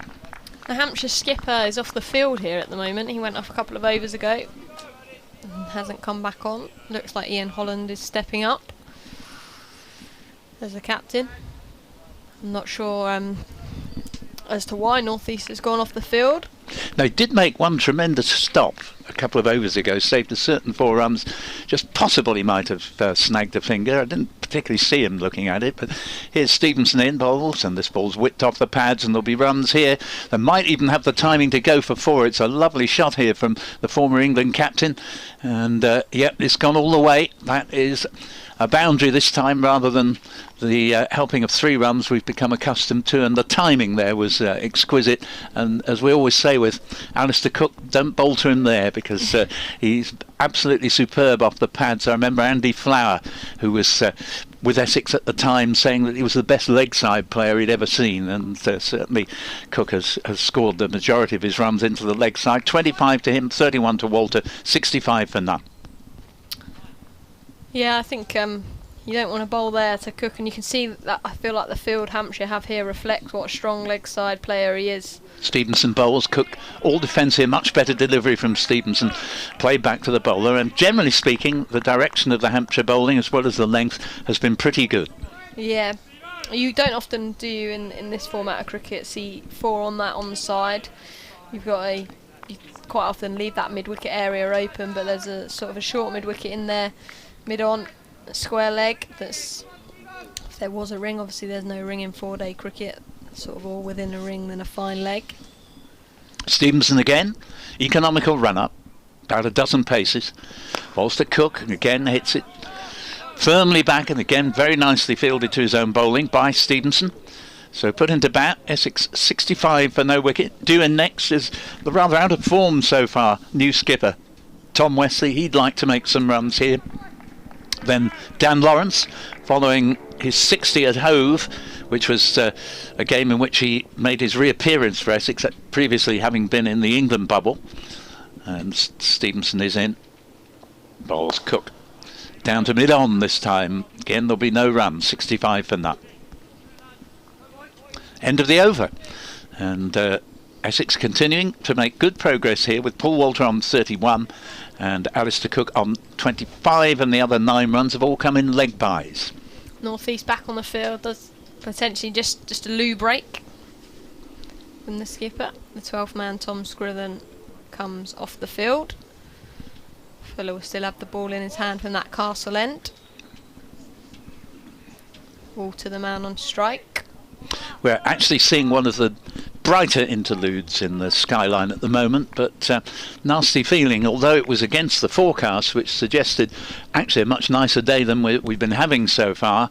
We would just be delighted if at least play continued to be possible. I must say it got so dark about 20 minutes ago, I wouldn't have been surprised if the umpires had been looking at the light meters, but actually the way these two openers have coped, you'd have to say that it can't be too bad if they can have survived this long. The man's come out to deep square.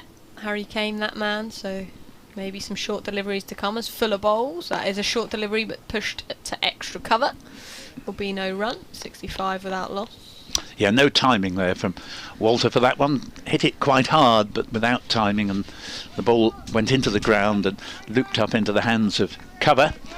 He remains on 31, but he's kept his record going of having made a decent score in all his 5 innings so far this season, albeit yet to reach 50.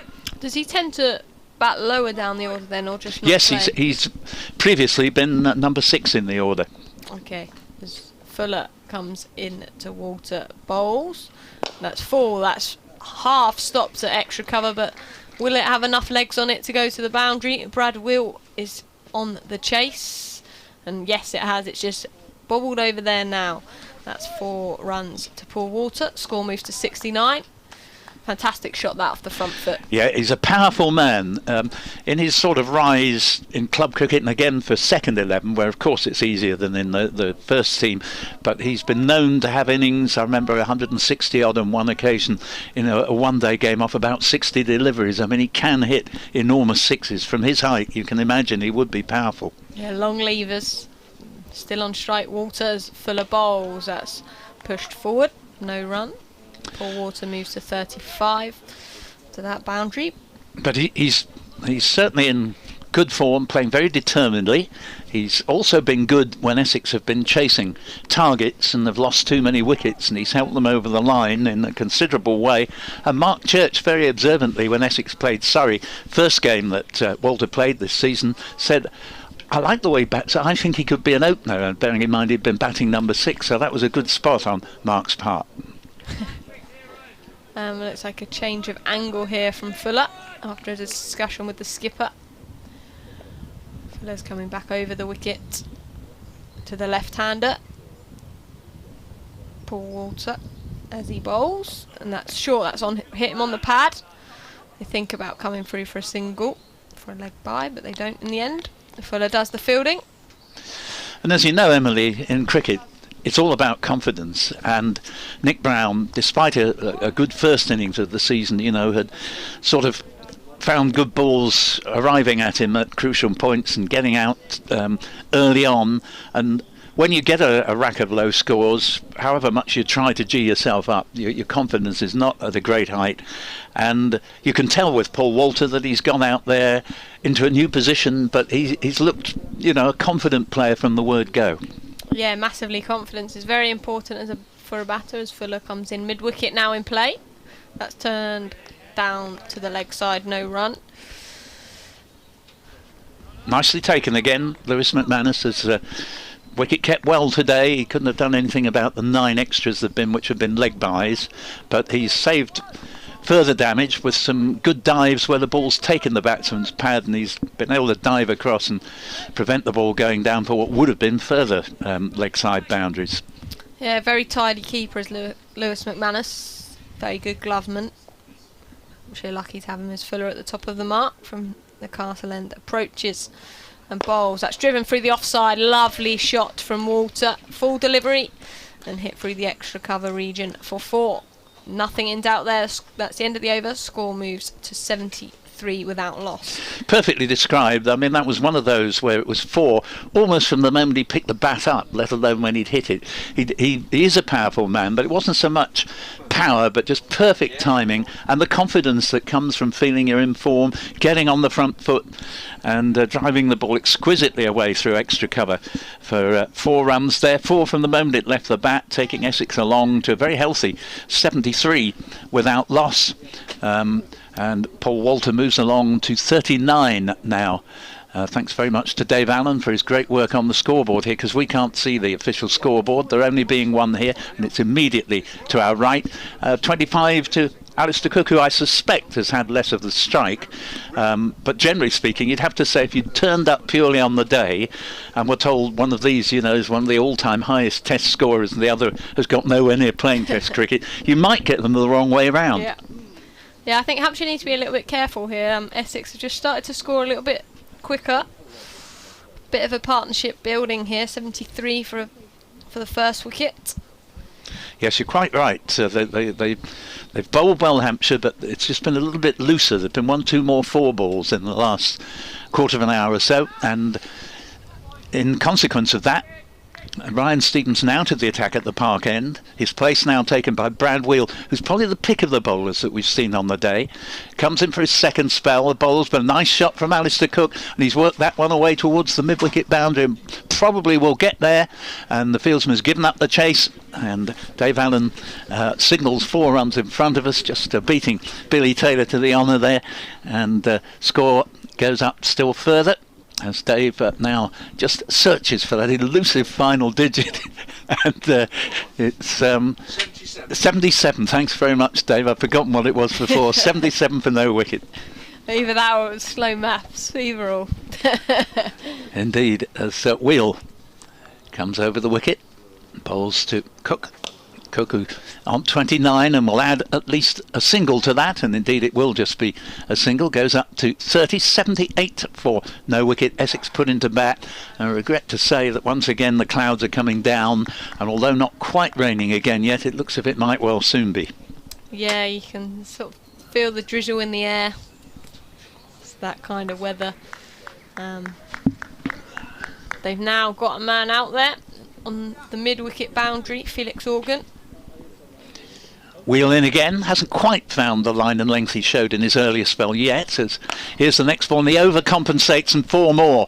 A delicious square cut here from Paul Walter, and he really is beginning to play with massive confidence at the moment. Moves up to 43, the score to 82 for no wicket. And Wheel, as you so often find with bowlers, a couple down leg side and then trying to compensate, bowling a short one outside off stump that was meat and drink to Paul Walter. Some big scores here though at Arundel. It's that type of pitch that I think when the batters get in there, they often reap rewards.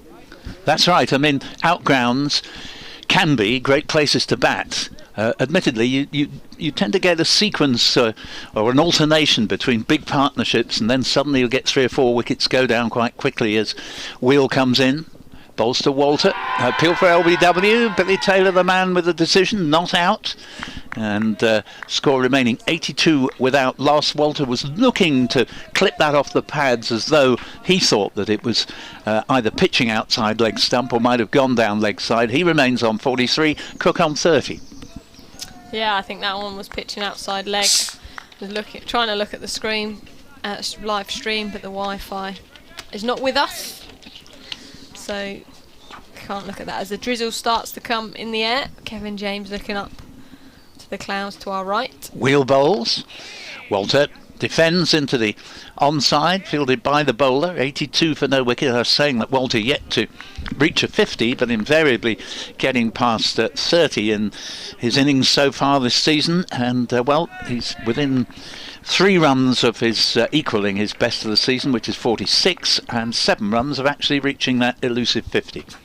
Rain starts to come down here, not to threaten the umpires considering coming off, just drizzle in the air. Wheel again, over the wicket. Bowles taken on the pad, leg by. That'll be the 10th extra, and all of them leg byes so far. Just waiting to confirm that's the case with Billy Taylor, who now gives the appropriate signal.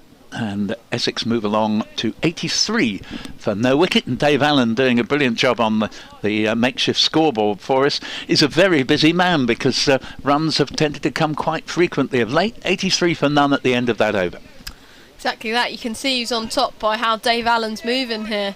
The poor man's going to have a bad back with all the twisting he's got at the moment, as the rain does now start to come down very hard.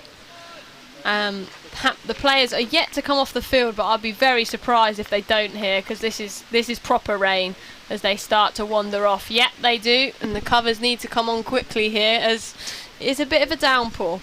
Well, I think you're right. I think actually they might have come off a bit sooner than they did, because at the time they had failed to move, the rain was coming down vertically. And, well, it's so trying. 83 for no wicket at the point of interruption. Will we get any more play today? Bearing in mind it only took one downpour yesterday, which was actually a far nicer morning apart from that one downpour yesterday. There was plenty of sunshine around, and still they couldn't get on the field. And this is really ominous, and it's not as if those covers are going to be on within the next, certainly it's going to take about 5 minutes, I think, to get the place properly covered, and the bowlers' run-ups were a big problem yesterday. Yeah, I think that's a difference, isn't it, with an outground, that sort of in a main ground the covers are there ready to be wheeled on by a cart, and obviously they don't have those luxuries here. But the score 83 without loss, and I think we're going to take a little break while this rain delay. Yeah, let's hope it's not terminal, but it could be quite a while. I mean, what they'll do, they'll take lunch for sure. There's no way they could come back very quickly after this. It'll probably only last about 10 minutes, but the damage it might do in those 10, I shudder to think about. Okay, so we'll be back shortly. We'll obviously keep you updated on the Twitters, and any news of play we will let you know. Thanks, Emily.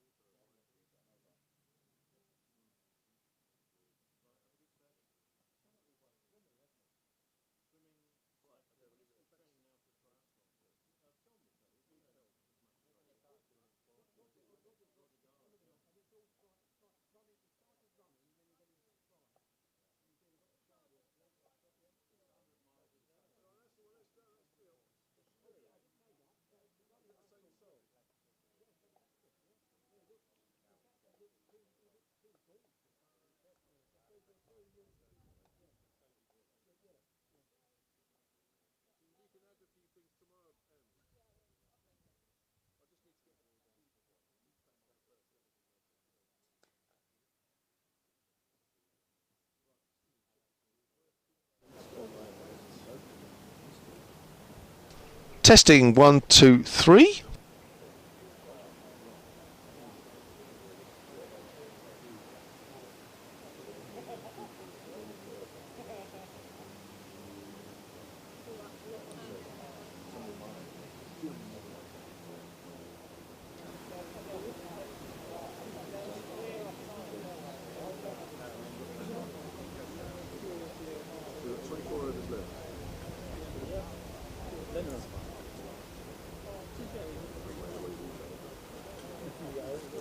Was a trace of iron. With no feed out, we are marginally better than normal.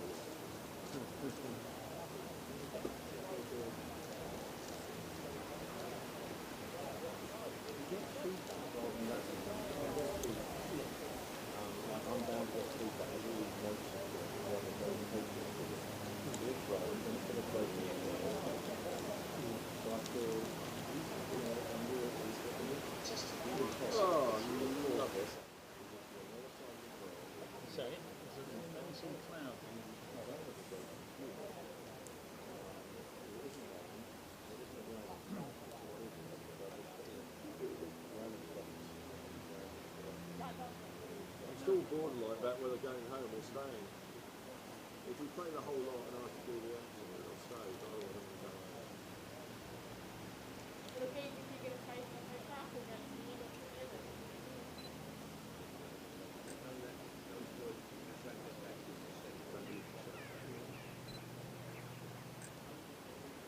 I don't know what to say.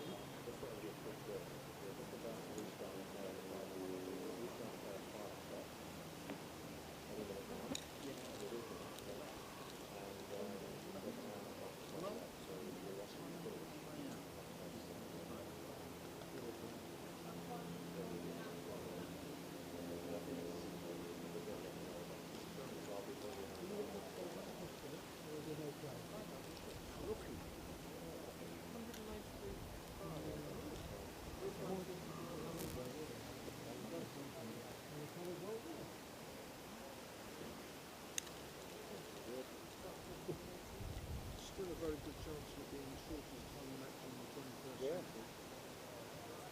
But I think even if we got 22 I will do so. It's about 106 hours.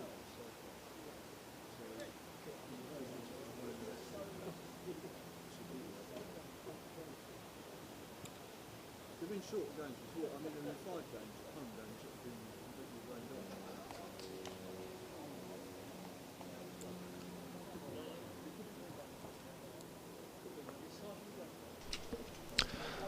And welcome back to Arundel Castle Cricket Club in West Sussex, where, yes, we are still here. There's been no play since approximately 12:36 here on day 2 of this Bob Willis Trophy match between Hampshire and Essex. So we did get about an hour and 36 minutes play in this morning, where Essex, having been put into bat by Hampshire, reached 83 without loss and weathered an early storm. Paul Walter played well, 43 not out, Alistair Cook 30 not out. Then some rain came and then some sun came out and then a bit more rain and then a bit more sun, and hopefully it was in before the end of day 2. I'm Kevin James, I'm still here. Emily Windsor is still here, she'll be with us a little later. And certainly with us from BBC Radio Essex, Paul Newton. As much as we can be certain about anything, I am still here. And well, a 4.5 hour lunch hour. 83 for no wicket, 43 to Walter, 30 to Cook. And even as I speak, I have to warn you that there is a nasty cloud. We've had 3/4 of an hour of sunshine, but just as the players have gone out, you'd have to say the light begins to become a bit of a factor as well, even if it doesn't rain again. So one way or another, it's a spiteful situation.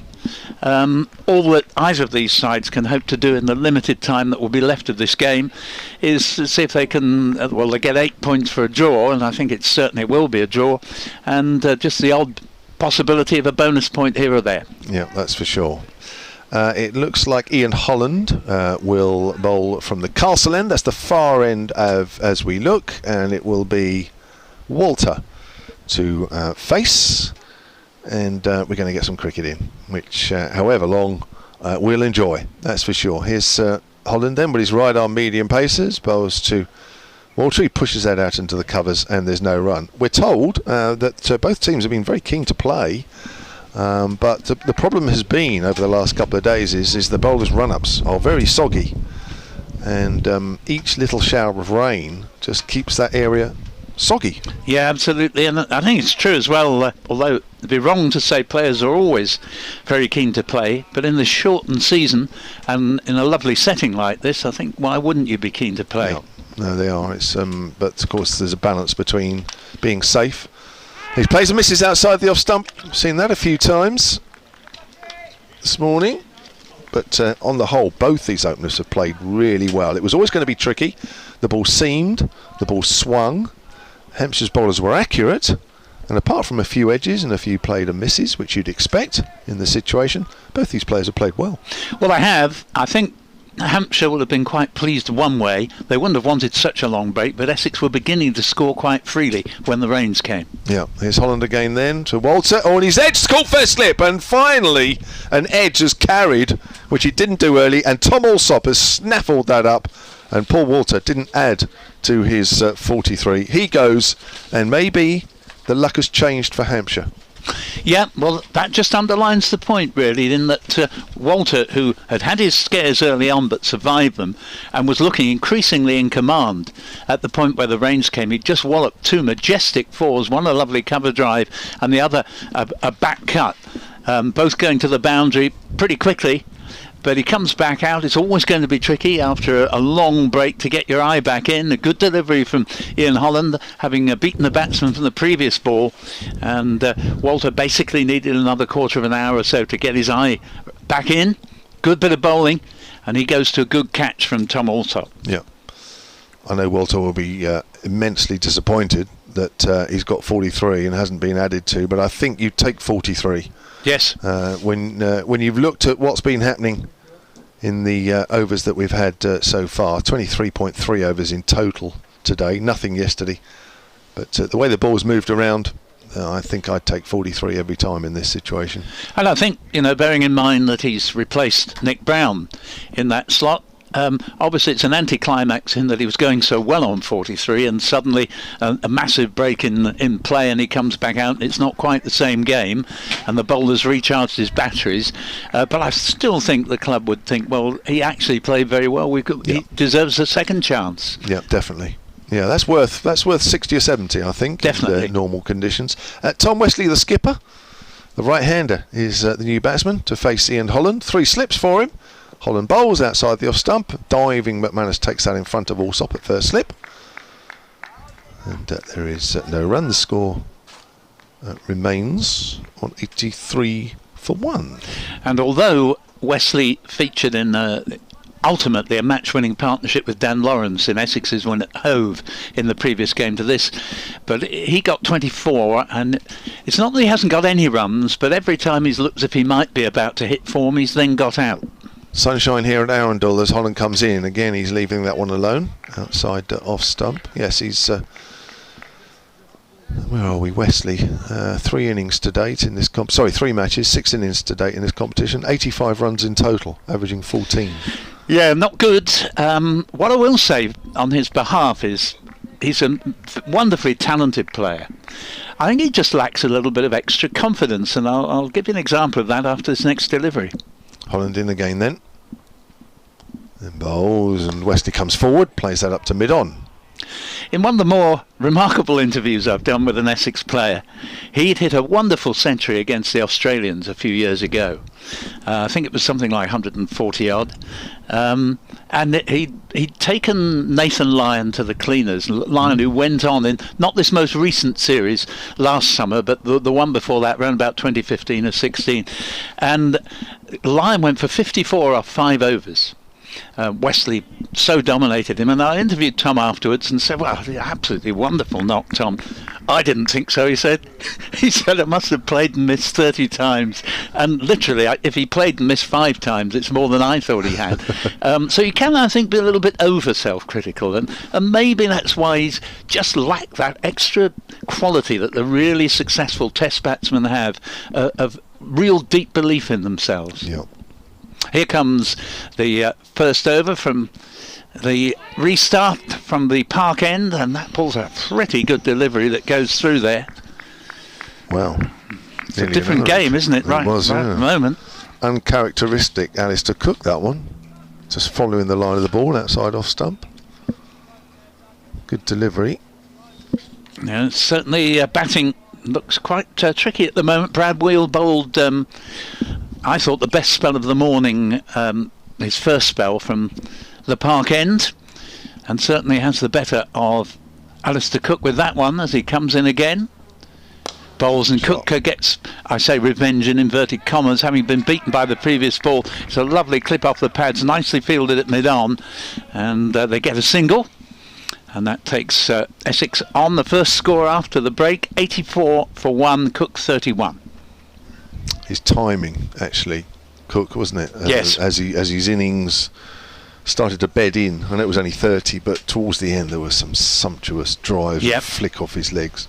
I think both those openers were sort of really, there must have been about 30 of those runs came in the last sort of 25 minutes, as both batsmen really began to play with conviction, and the bowling not quite as accurate as it had been in the first hour, and it came at a good moment, the break, from a Hampshire point of view. Here's Wheel again in to bowl to Wesley.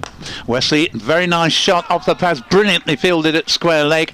And otherwise, I think that's James Fuller, isn't it? Otherwise, that would have been 4 runs all the way. It was beautifully timed, but no run, 84 for 1. Yeah, a little bit unlucky there. That was Alistair Cook-esque, the way he played that off his legs. Yeah, they both timed it beautifully, and a really fine bit of fielding, saved a certain 4. Diving to his right, just in front of the square leg umpire, Gunnar Gould. Billy Taylor standing at the current bowler's end, at the park end. Wheel bowls, Wesley taken on the pad, would have gone down leg side, and Fuller comes in to tidy up. No question that they'd take a single there. 84 for 1. Don't forget you can watch the live pictures to go along with our commentary. Go to the Hampshire Cricket website or the Essex Cricket website. If you want it all synced for sure with our commentary, then the Hampshire Cricket app, which is free to download, our commentary and the pictures are synced, definitely. I think sometimes if you watch it the other way, they're not always. Wheel in again, and bowls to Wesley, 3 slips. That one goes through, taken low down by Lewis McManus, whose wicket keeping was very tidy during the morning session, in which there were 23 overs bowled, and we were about halfway through an over at the time the rains came. So actually there will be those 3 deliveries. I'm not sure if they will count as a full over or whether there will be 24 overs on top of that over that had yet to be completed. But certainly I think no more than 47 will have been bowled if we get the full ration in by the close of play. And Wheel bowls again, model defensive shot from Wesley, who's actually begun well there, made a confident start. And at the end of that over, Essex are 84 for 1.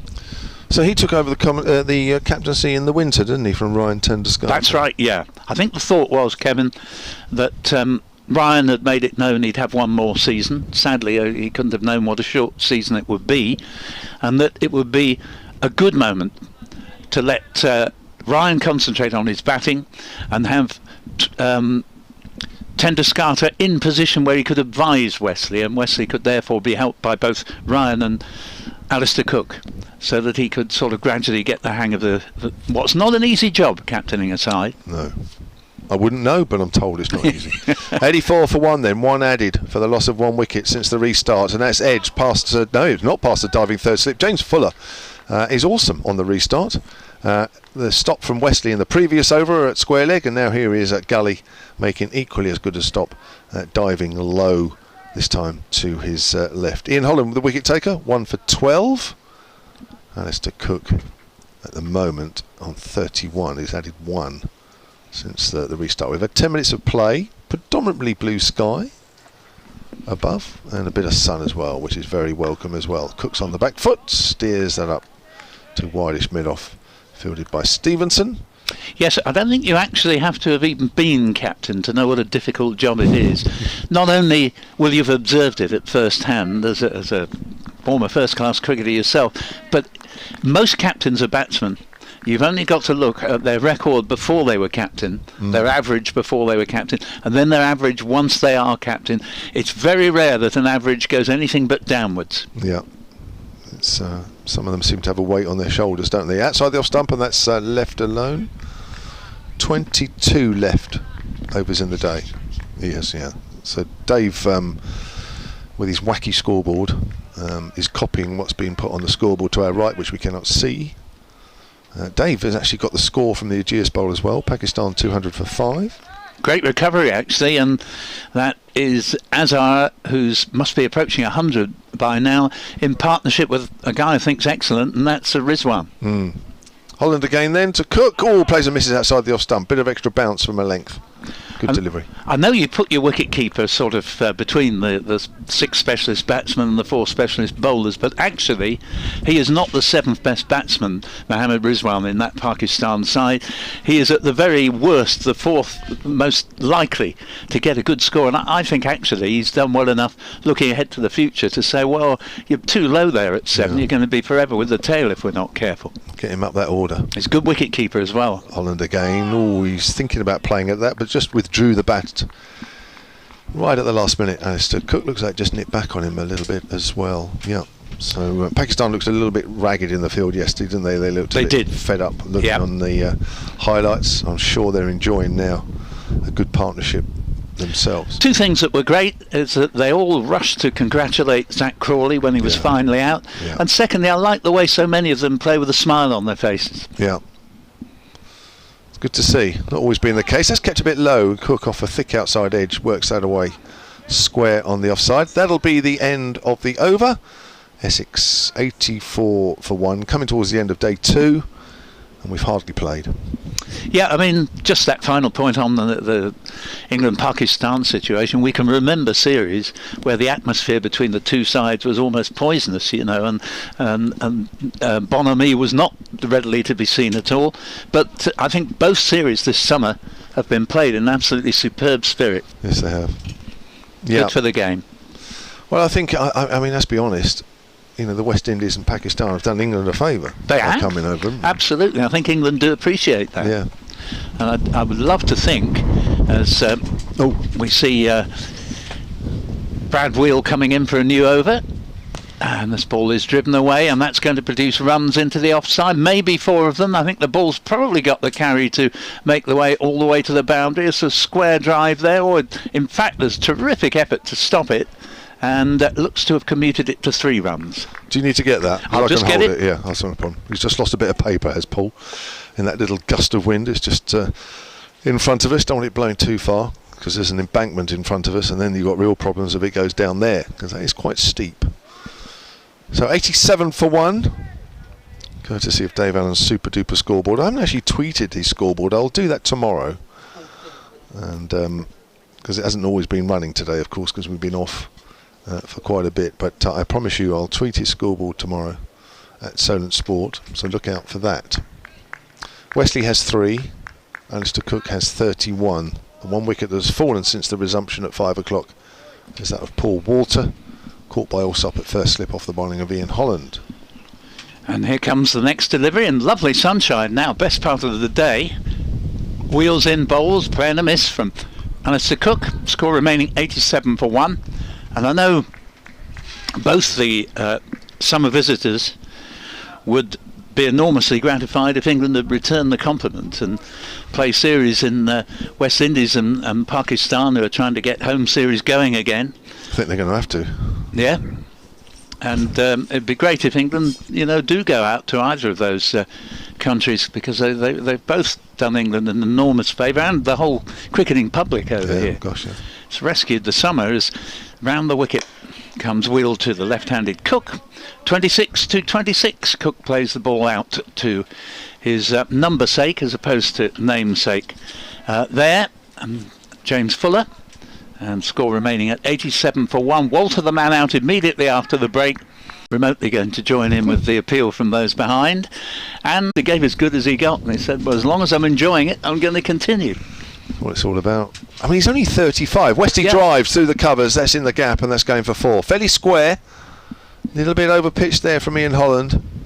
Wesley got well forward and stroked that nicely to the boundary. Wesley's attacking shots are a joy to watch. He's a very stylish player indeed. But yeah, when Jonathan had got no joy with trying to retire him on a personal point of view, he said, well, what about if you're keeping when such a player arrives? I will make them before the showers sort of start revealing themselves, and it's going to be like that tomorrow according to the forecasts I've seen. Yes. Brad Wheels in, Park End bowls, Cook model defensive back to the bowler, score remaining 91 for 1. Yes, I'm just having a look at my weather app now. Oh dear. Oh dear, dear, dear. Anyway, we'll enjoy what we've got tonight and worry about tomorrow when it comes. And Tuesday, it's just not worth worrying. You know, if their forecast is anything like, then it's umbrellas up all day long and no cricket. And that doesn't just apply here. It's pretty much right across the country. Here's the next delivery from Wheel, and that goes through outside off stump. It's I mean, it's, you know, apart from the fact that that we're probably not going to get much cricket in this game. It's a bit of a problem, I think, for the county coaches, because there's going to be some difficult decisions made by the counties come the end of this season. I think I can't speak for every county. I can't even really speak for Hampshire, to be honest. But I think the general consensus is that there won't be quite as many professionals on the circuit next year as there is this year. I think you're quite right. Come back to that after this ball, which Wheel is bowling to Alistair Cook with 2 slips. Cook again off the back foot, down to Sam North East at mid-off. There's no run. And I think coaches, directors of cricket, board members at county clubs and committee members and the players themselves, above all else, will be desperate to play and show, actually, that in the short time that this season is going on, that they're actually worthy of another contract. No, quite right. I mean, the football club I've supported through thick and thin all my life, Colchester United, just break in because Brad Wheels here bowls to Cook, and not very certainly this time, placed tentatively forward and far from off the middle of the bat. The ball goes to short mid-wicket, and Colchester got through this season just ending to the playoff semi-finals, but they'd already announced before the playoffs took place that they'd be releasing 9 of their professionals. At the end of a season they'd had a big squad, but of course the virus had stepped in and truncated the season, and it was just an indication, they're hard up and they're going to rely on their young academy players to fill the many gaps that's been left.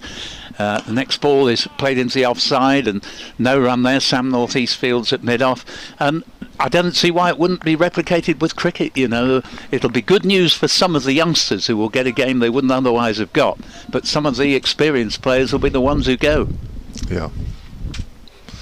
Yeah, so worrying time, of course. It's one thing to not play particularly well during these 2 months, but it's another thing to have any chance of playing well or bad stunted by the rain. Yeah, absolutely. Wheels in, bowls to Cook, Sharp. and flat bats this one. Hit it beautifully, excellently timed. Just really let the ball hit the bat, and away it goes to the deep backward point boundary for 4, all along the ground. 95 for 1, and Cook moves up to 35. So just the one success for Hampshire so far in the 24 minutes of play that we've had this afternoon. I have to say, whatever we play is a bit of a bonus, because there have been many times this afternoon where we thought, yep, that shower of rain is the end and it's not going to happen, but we've held on and we've held on and we've been rewarded, and hopefully with this evening sunshine we shall get pretty much close to the complement of overs, which I think is down to about 21 now or so overs left in the day's play. Well, certainly well done to the ground staff for enabling play to resume, but it does just make you wonder when you think we've had every bit as much, if not more, rain today than we had yesterday. That, bearing in mind how damp things were in the first place, it's remarkable that they've actually got far more play in on today. It certainly is. Right, here's Ian Holland starting his 11th over here, bowling to Wesley, and that's outside the off stump and left alone. Economical as ever, Ian Holland, 1 for 16 from his 10 overs so far. Hampshire's top wicket taker in this Bob Willis Trophy. It's got 14 to his name now.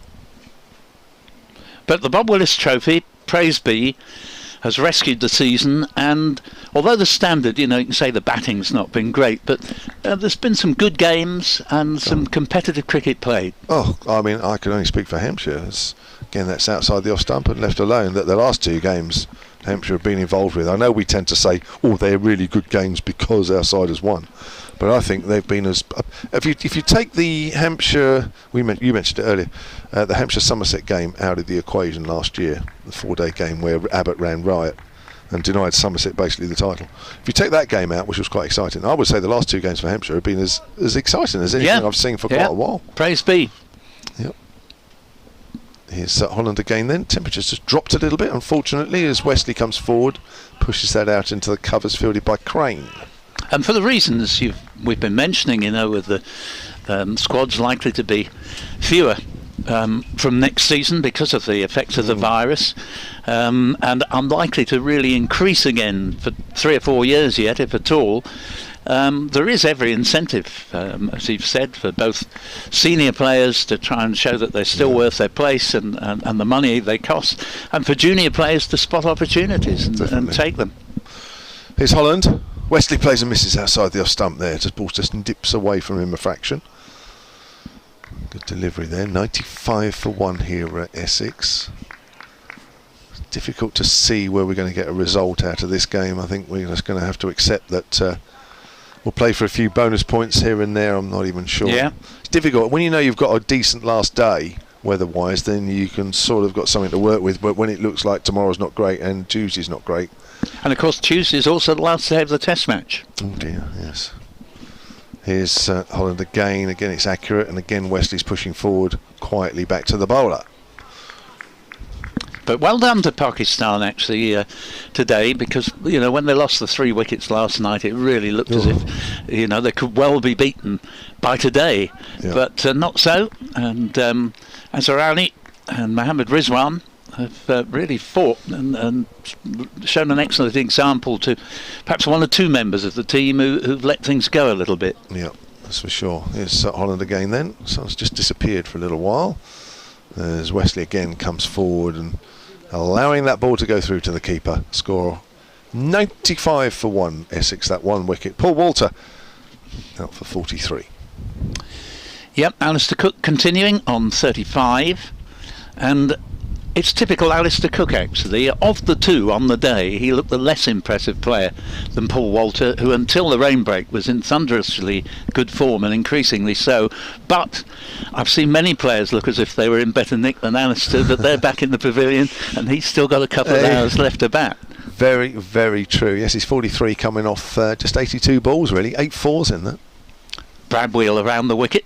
Up from the park end in light that's not so good just at the moment. Plays the ball into the covers. We do have a threatening cloud that has suddenly entered the landscape. Oh dear. There's been a few of them. Yep. Unfortunately. Theme of the day, I'm afraid. Yeah. But yes, sorry. No, I was just going to say, that's so true of Alistair Cook though, isn't it? Yeah, absolutely. And I mean, he just has this totally unflappable nature. You pass him and you'd never know he's under pressure or anything like that. He just lets it all like water off a duck's back, as the saying goes, and wheels in. Bowls again to Cook. Cook places into the offside and just spots immediately that he's bisected 2 fieldsmen and can easily take the single before Fuller can do the fielding, and score to 96 for 1. I think Essex will be mightily pleased with that score. Yeah. It hasn't been easy out there, not really. I mean, Hampshire bowled okay, no problems there. I think Essex will also be pleased to have discovered that they have a new opener on their books in Paul Walter, who previously been batting at number 6, and Nick Brown had been rather out of form, so they gave the job to Walter, and until he got out he was doing it really well, making 43. Appeal for LBW here. Billy Taylor says not out. That's Tom Wesley on strike there. He got half forward, but I wouldn't say very far down the track. We're not in a position to judge here because we're sort of wide long on. But nevertheless, look worth a shout. Yeah, well, it looks like deviation there. Whether that sort of flick the thigh pad, or what, I don't know. But it looked a good delivery. It may just have been a big leg cutter there from Will. I'm going to have a look on the live stream. You can have a look now there, Paul. Yeah. I think it's this delivery. It is. It's a huge leg cutter. Yeah. Unless it's just touched the pad on its way through, which has given it the deviation. I suppose it's difficult to give an LBW decision from that. It's gone too much. Yeah, I think he has been the pick of the bowlers today, and bowling really well. He comes in again, bowls, and that bowl's nicely played, but again, well, there's a slight misfield, but it saves 3 of the 4 runs there, because it was very well timed off the pads, and James Fuller at mid-wicket got hands down. It just spilt out sufficiently for Wesley to spot that there was a single there. 97 for 1, Wesley up to 8. Lights just got a little bit interesting.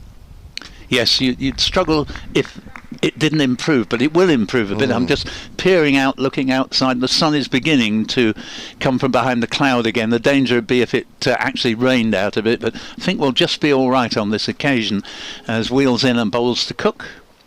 And Cook hits it nicely but straight to mid-on, and there is no run there as Kame does the fielding. 97 for 1 with 8 to Wesley, 36 to Cook, and the man out, Paul Walter, immediately after the resumption for 43 to the bowling of Ian Holland. Yep. Yeah, poor old Brad Wheel, now for 35. I think he certainly deserves a wicket or 2 before the end of the play. He could bowl the same standard on another day and have 3 wickets to his name. Agreed. Here comes Wheel again, around the wicket from the park end. Cook on strike. Comes down late on that, plays it delightfully away for 4. And that ball, well, I think it'll just about get there. Yes, it's hit the rope away to wide third man. And that brings up Essex's 100. 101 for 1. And Cook moves into the 40s. Thank you, Paul. You got a little break. Have you changed the order? Was I coming off? You were the one. Was it me? But I don't mind. No, sorry. No, it's me. Right, so Paul's going to stay on, and then Emily Windsor will join him. Thank you very much to Kim and James. And those 4 runs takes Cook to, I think he's on 40 now, just craning my neck. Yes, Dave is just about to put up his score, doing a brilliant job on the makeshift scoreboard. Yes, exactly 40 to Cook and 8 to Tom Wesley.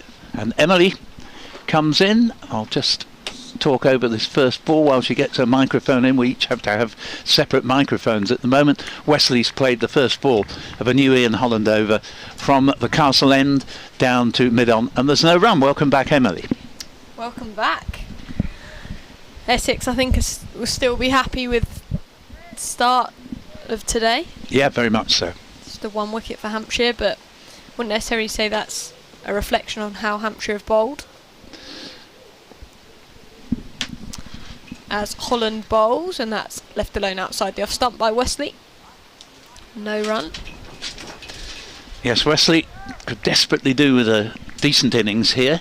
It's always difficult when you're the captain, and to be honest, since he lost his place in the Test team, he has found scoring runs a struggle for most of the time since then.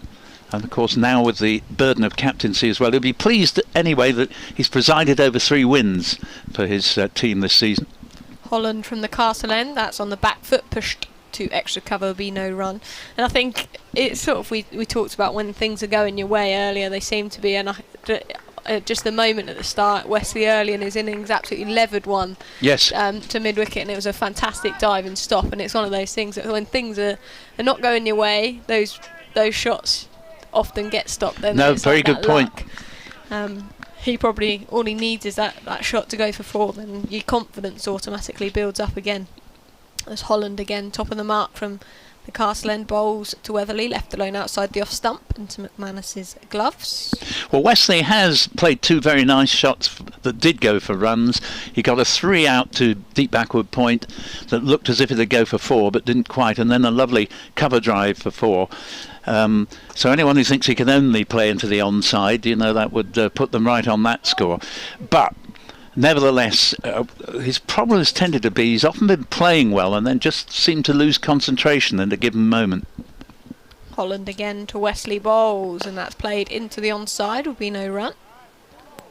Yeah, concentration is so vital to be a successful batsman. It was one of the things that was so impressive about that phenomenal knock from Zach Crawley in the Test match, to go on and on. I mean, it was very unusual to find a guy 177 not out at the end of day 1, but to come out the next day when so often the batsman who's been batted all the previous day gets out straight away, and he takes it all the way through to 267, I thought was a magnificent effort.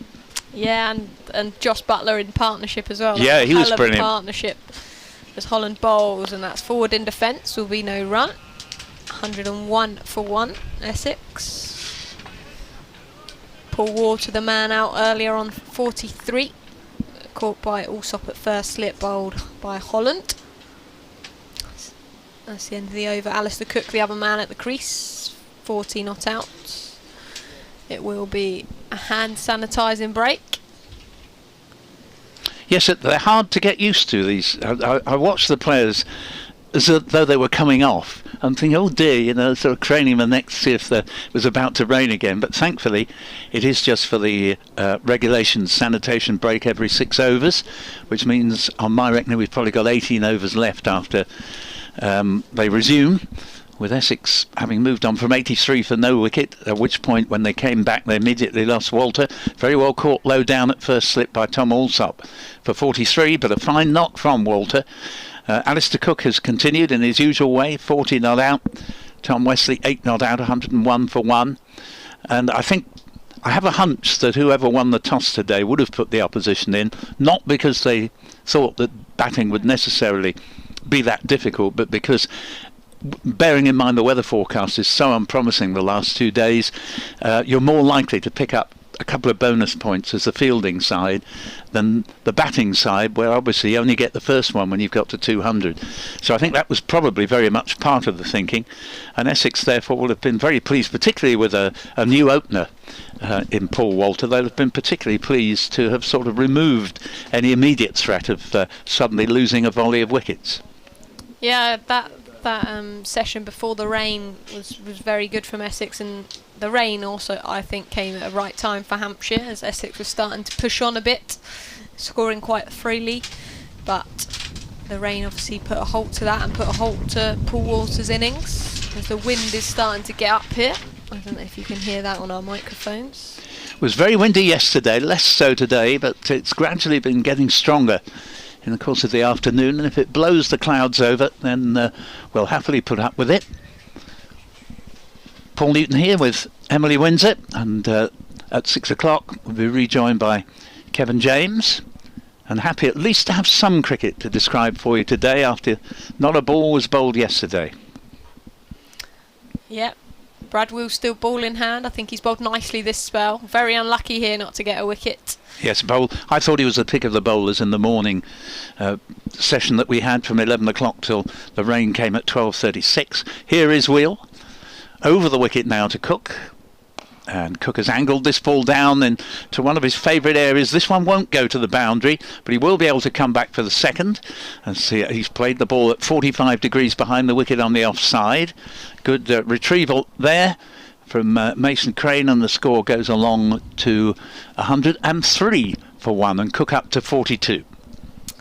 Yeah, that was good fielding there from Crane, because Cook sort of had to get a wriggle on there for a minute with running between the wickets, coming back for that second, but made it quite comfortably in the end. Here comes Wheel again. Bowls to Alistair Cook. Cook has whipped this ball away off the pads. There's a man out at deep mid-wicket. Once again, they'll be able to come back for a second. Very nicely timed flick off the pads. Cook's trademark shot as the bowler for once just strayed a little bit onto Midland leg there. 105 for 1, and Cook to 44. Yeah, Cook's building, coming along nicely here. Accumulating his runs. Hasn't got 100 yet this season, but he's got several sort of medium innings and still invaluable to the side as he leans over his bat in anticipation of Wheel's next delivery, and this is sufficiently wide of off stump for Cook never really to pay it any notice at all. Yeah, I think Cook must be a hard bowler to bowl to, because anything, if you get too straight, you're going to his strength there, and he's going to hit you onto the onside. Obviously a man of his class and experience. No, you're exactly right. He's not a lot of fun to bowl to. You've got the challenge of trying to get him out because you know how much that would mean. But it is fairly true to say, if you're the opposition, until you've got Cook out, you're not really on top, even if wickets have gone down at the other end as Wheels in. Bowls to Cook. Cook has forced this again through backward point. That will go to the boundary. That's 4 more to take Cook, who's moving very swiftly through the 40s. He got a boundary to go from 36 to 40, since when in next to no time he's added 2 2s and a 4, moves up to 48, the score to 109 for 1. Yeah. Sorry, I think it's 113 for 1. No, was right first time. I suddenly saw Dave Allen, who's been doing sterling work for us, going back to the board as if he thought he hadn't changed that. But my mistake, and it is 109 for 1. Yep. Cook starting to score quickly here, and it feels a bit like Hampshire were towards the end of that session before it rained. Here's another ball well outside off stump, which Cook can leave. He remains 48. Essex on 109 for 1. I imagine there'll be a change of bowling this end, after Will's spell here. I imagine we'll see Ryan Stevenson coming on from this top end. That would certainly make sense. Not that Will hasn't bowled very well, particularly in the early part of this spell. I think Paul Walter must feel a little hard done by. He was going so well just before the break, but then there were some really good deliveries immediately after it, in which he was out. Here Cook nonchalantly just flicks the ball dismissively away without trying to put too much on it to deep mid-wicket. Picks up his 49th run, a single, 110 for 1. That the end of Brad Wheel's over. Maybe it will also signify a bowling change. They might just give him one more. We'll have to see. But 110 for 1. Yeah, I think just watching the skipper there, Sam Northeast, he's signalled for Brad Wheel to take a spell there. A good spell at that, and again, I feel Wheel has been unlucky not to pick up a wicket here, as Ian Holland still has ball in hand from that castle end. Yeah, he just slightly lost his line in that over to Alistair Cook, but apart from that has bowled thoroughly well. 3 slips in place here as Ian Holland bowls to Alistair Cook on 49. Slight pause. Sun back out now, I'm delighted to say. As Holland approaches to Sir Alistair Cook, and that's pushed back to him, no run. 110 for 1 Essex. Hampshire battling away here, and I can see Mason Crane, the leg spinner, warming up. So we might see a little bit of spin from this end. I think that would be a good move. Now, earlier in the day, the trees that line this beautiful ground here at Arundel were pretty still, but not so now. They're waving around all over the place, and the wind really has got up again. In comes Ian Holland to Sir Alistair Cook. That's forward in defence, will be no run. Fielded at extra cover by Felix Organ. A lot of energy. There's Felix Organ. He's that type of player you see buzzing about in the field. And Cook, meanwhile, hallmark of a class player, plays the ball seemingly with plenty of time to spare. And obviously he's had plenty of time now to get his eye back in, and has played very well. He was on 30 at the point of the interruption. Now he's on 49. In comes Holland to Cook, and that's a player miss outside the off stump. I feel like Holland's bowled really well actually here, as he has so far in this Bob Willis Trophy. He's just bowls the right areas and gets that ball to move a little. No, you're right. He's bowled very well as well, and Hampshire on a different day, without needing to bowl any better, might well have picked up a couple of wickets in the early stages of that morning session. In comes Holland to Alistair Cook again, bowls, and that's left alone outside the off stump, no run. Cook still on 49. Due next is Dan Lawrence, who very sadly lost his mother in the last couple of weeks, and that's why the England players were wearing black armbands yesterday during the test match, but doesn't look to have affected his form, in that he came back and played his first game for Essex in the match that finished last Tuesday at Hove, and his 60 was the top score and had everything to do with Essex's victory. In comes Holland to Cook again, bowls forward in defence, will be no run. Yes, that is sad for Lawrence. Very sad indeed, because his mother wouldn't have been very old at all. Desperate news. After Lawrence in the order, Ryan Tenduscarter, who is probably playing in his last couple of games for Essex. Been a wonderful player, almost from the start of this century. He's given wonderful service to the county. Holland again to Alistair Cook bowls, and forward in defence is Cook. That's the end of the over. 110 for 1. And from memory, it was on this very ground. The last time Essex played here was in 2003, and it was on this very ground that Ryan Tendescata made his debut and put on a big partnership. It was either for the 8th or the 9th wicket with Graham Napier. Whereupon Tendescata disappeared for 2 years. We didn't see him again till 2005, and when he reappeared, it was in a one-day game at Lord's, in which it was a 45 over Sunday competition at that time, and Ryan was given the 44th of the 45 overs by Essex's captain for the day, Darren Gough. Ronnie wasn't playing in that game, and Ryan went for 25 runs off the over, and here was this guy who'd hardly been heard of, and everybody thought, why on earth did Graham Gooch bring this man over from South Africa? Whereupon, with Essex seemingly well behind the run rate, he proceeded to hit 6 after 6 in an innings of either 40 odd or 50 odd to win Essex the game, and his career just took off from that moment, and he became an absolute fixture in the side. Wonderful player to watch.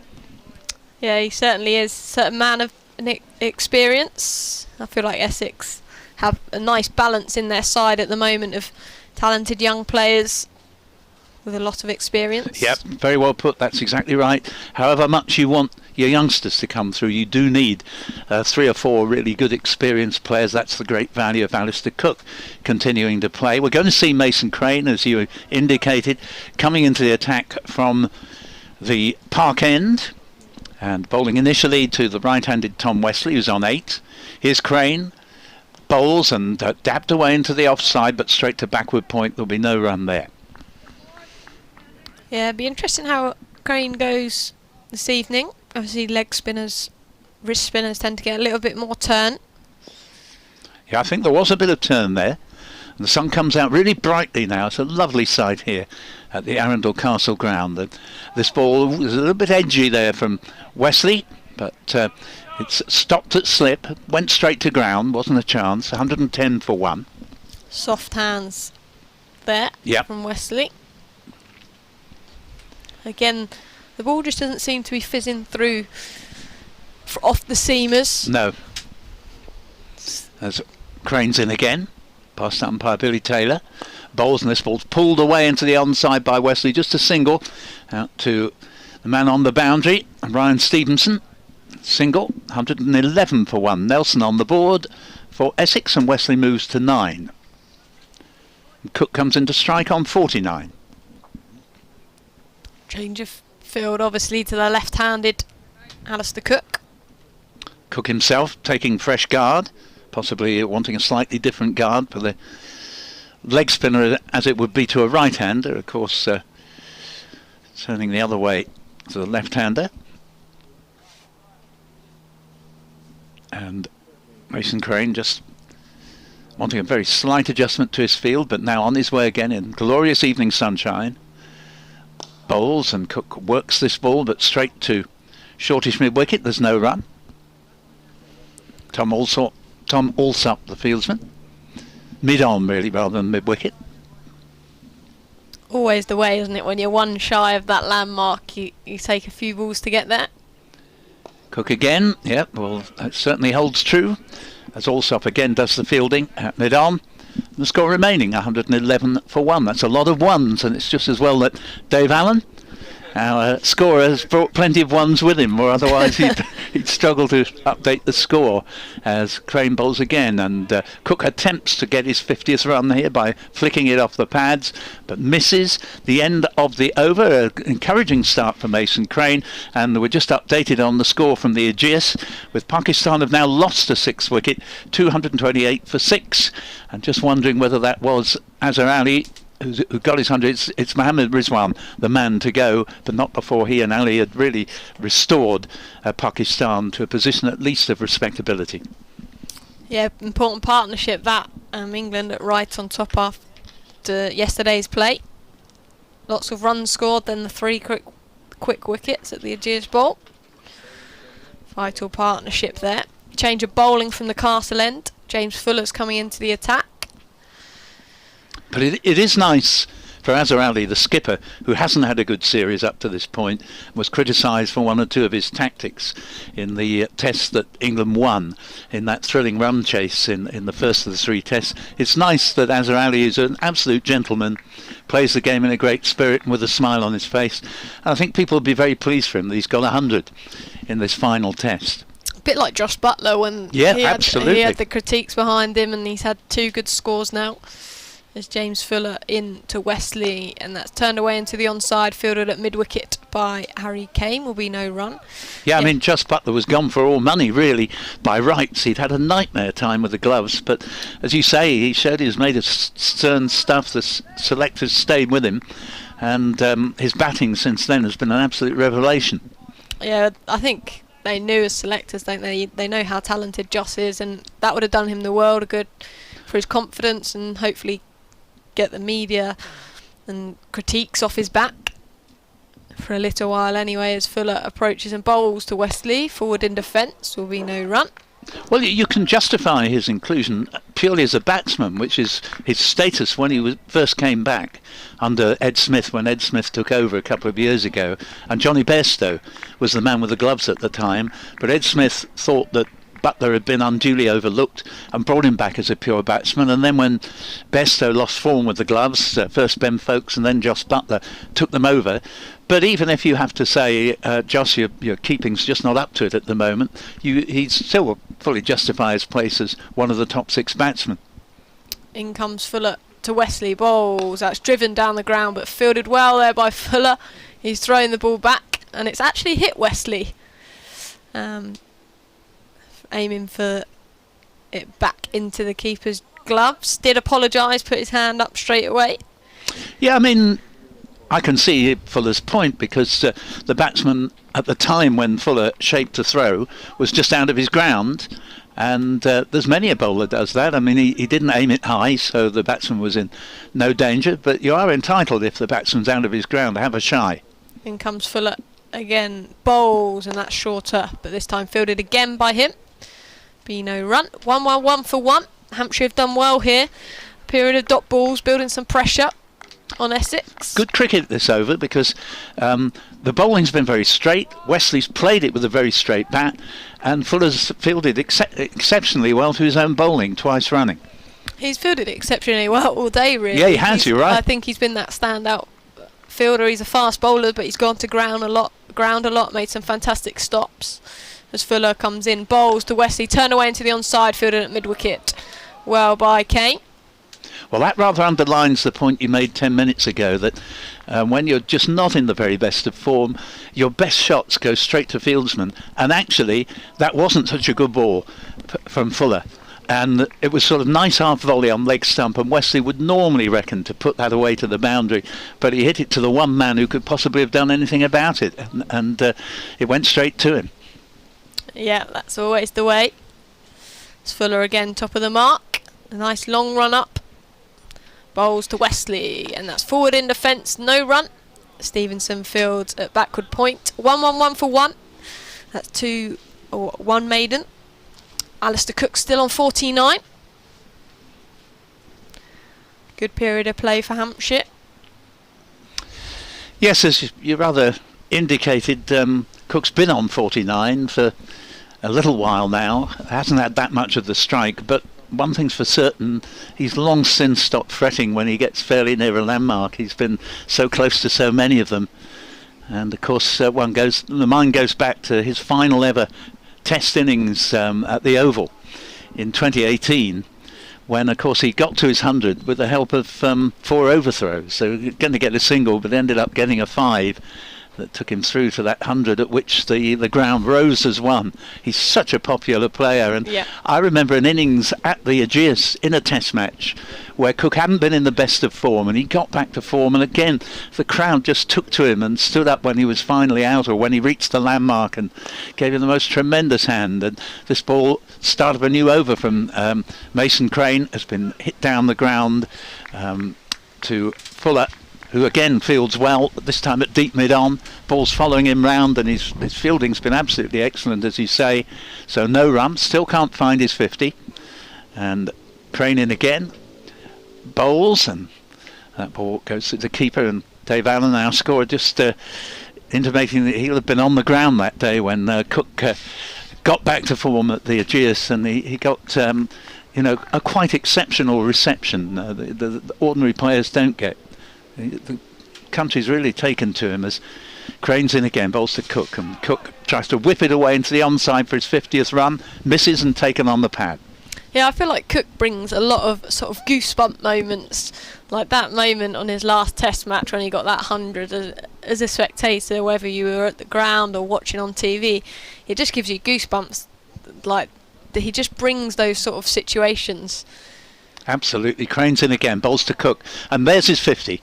This time he's played it very late and down to wide third man. There's a long chase round for Brian Stevenson, and they come back for 2. Possibly a younger, fitter man might have got back for 3 there, but who cares when you're Alistair Cook? He's playing beautifully here. 113 for 1, and those 2 runs take him to 51. Yeah, fantastic knock this by Cook.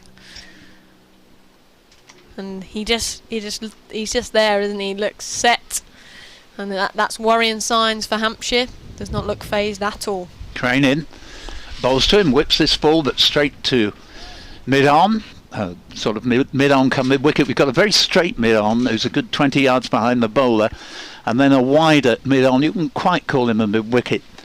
And Crane's in again, bowls to Cook, works it into the offside, easy single taken. Cook will keep the bowling there. 114 for 1 on the board, and Cook moves along to 52. Yep, Cook's building an innings nicely here, doing what Cook does and what Cook does best. Fuller will continue from the castle end. See the flag in the distance blowing away as it's sun is out here at Arundel, but there is a nice breeze. In a minute or two, we'll welcome Kevin James back to the microphone to take us through to the close, and joined Emily Windsor. And certainly I'm very gratified that we've seen at least half a day's play here, or it will be very nearly, because the weather at the moment is holding up well and the sun's shining, so the light not yet a factor. And I would have been very disappointed to return to Essex having spent 2 days and not seen a ball bowled at this loveliest of grounds. In comes Fuller around the wicket to Sir Alistair Cook bowls. That's played to backward point. There'll be no run. On the back foot there, Alistair Cook was very in control.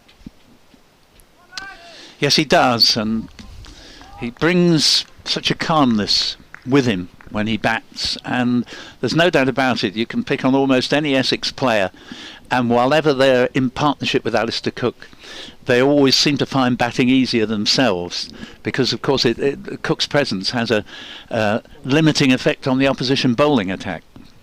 Certainly does, as Fuller bowls to Cook. That's short, and that's pulled away into the onside. That will race away square of the wicket for 4.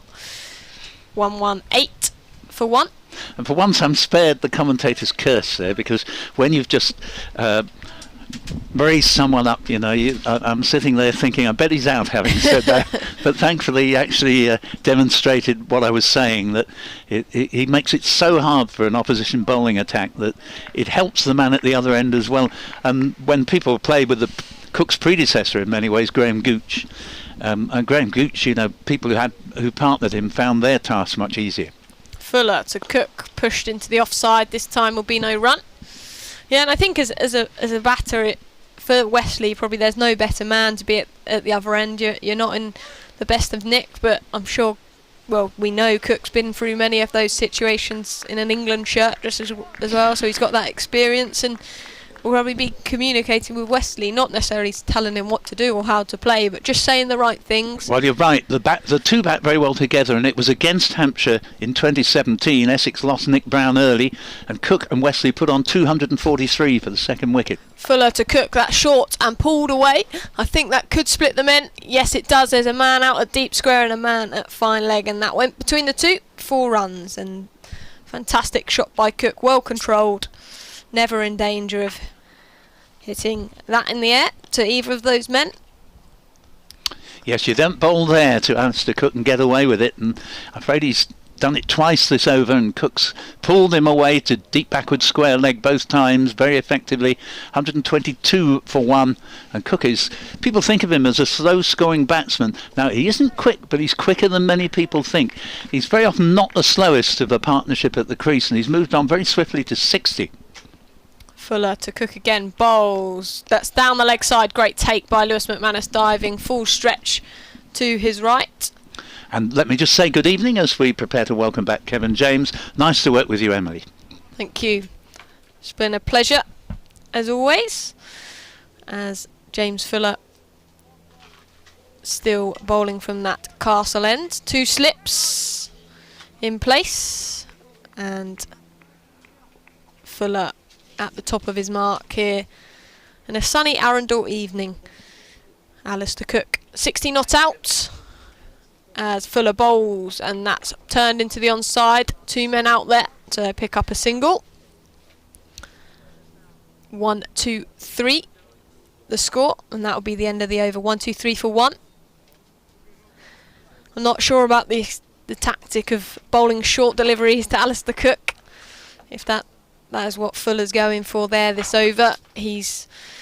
Alistair Cook shown what he can do. He's been on top of James Fuller that over, and Essex moving along nicely to a good first innings score. They will be very happy after today's play, as I'm joined next to me by Kevin James. Hello. How do you feel being on that side, Kev? Weird. Yeah. This is my GS Bowl side. Not the Arundel side. And I've got the laptop.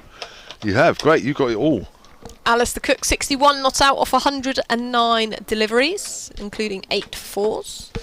As Crane bowls to Cook, and that's turned away into the onside, will be no run. Would you like your laptop? We can put it in the middle, shall we? You can. Somewhere there. Yeah, shall we? Cheers. Then we can see the live feed, which is great. It's always good to see.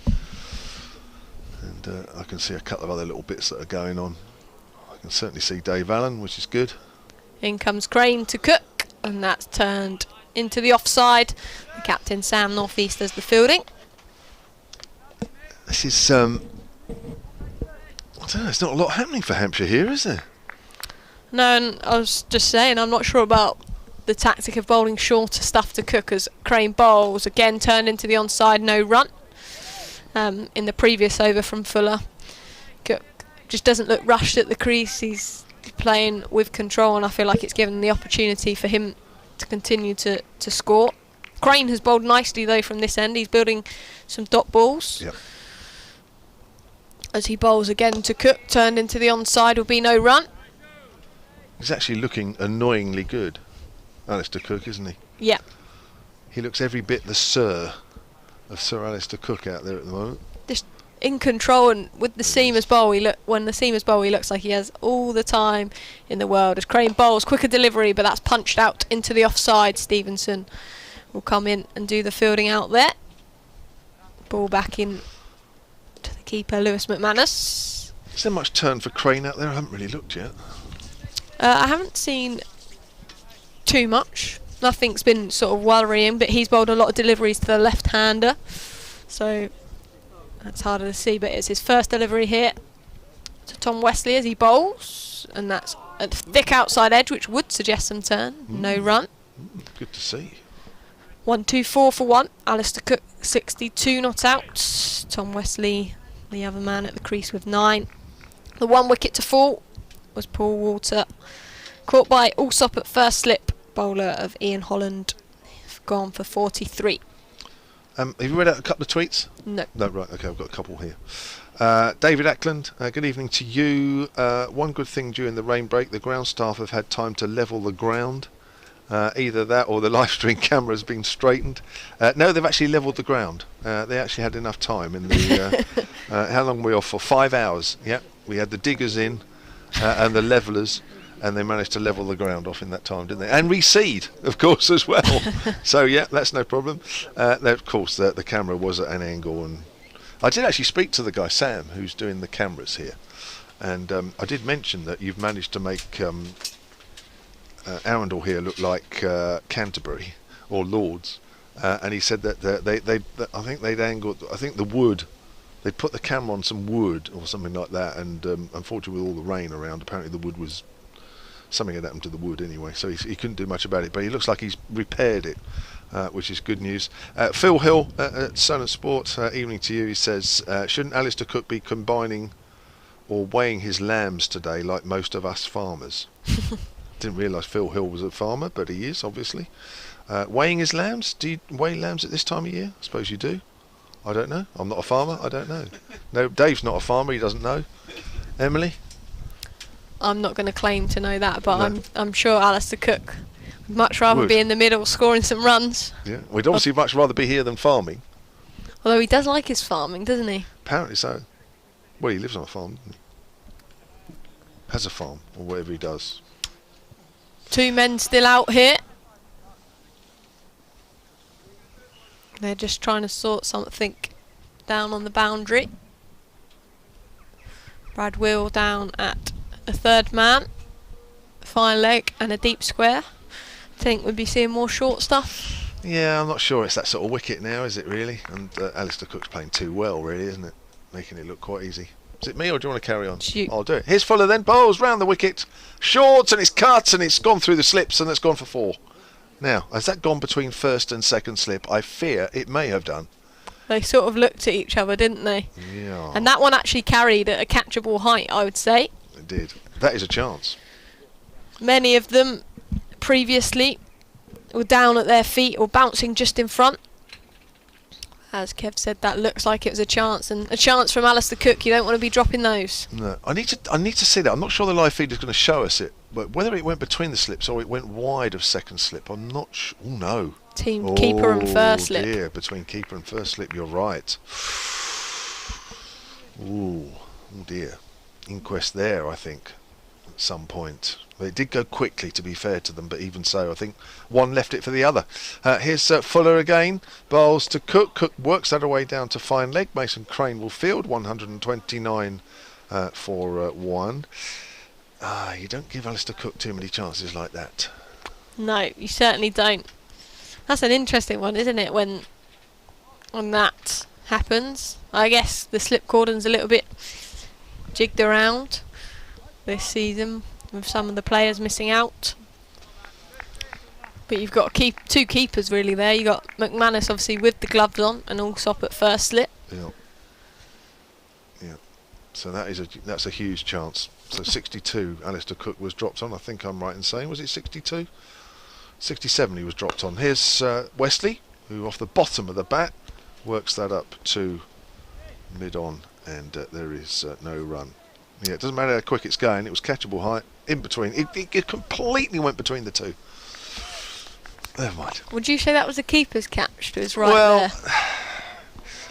I suppose, having never been a proper first slip, I suppose as a first slip you don't really want to be going to your right, do you? Towards the keeper. Left. Well, no, it's to your right because he's left-handed. Oh yeah. So it's to your left. Yeah, it's to, Yeah. if he'd been right-handed, yeah.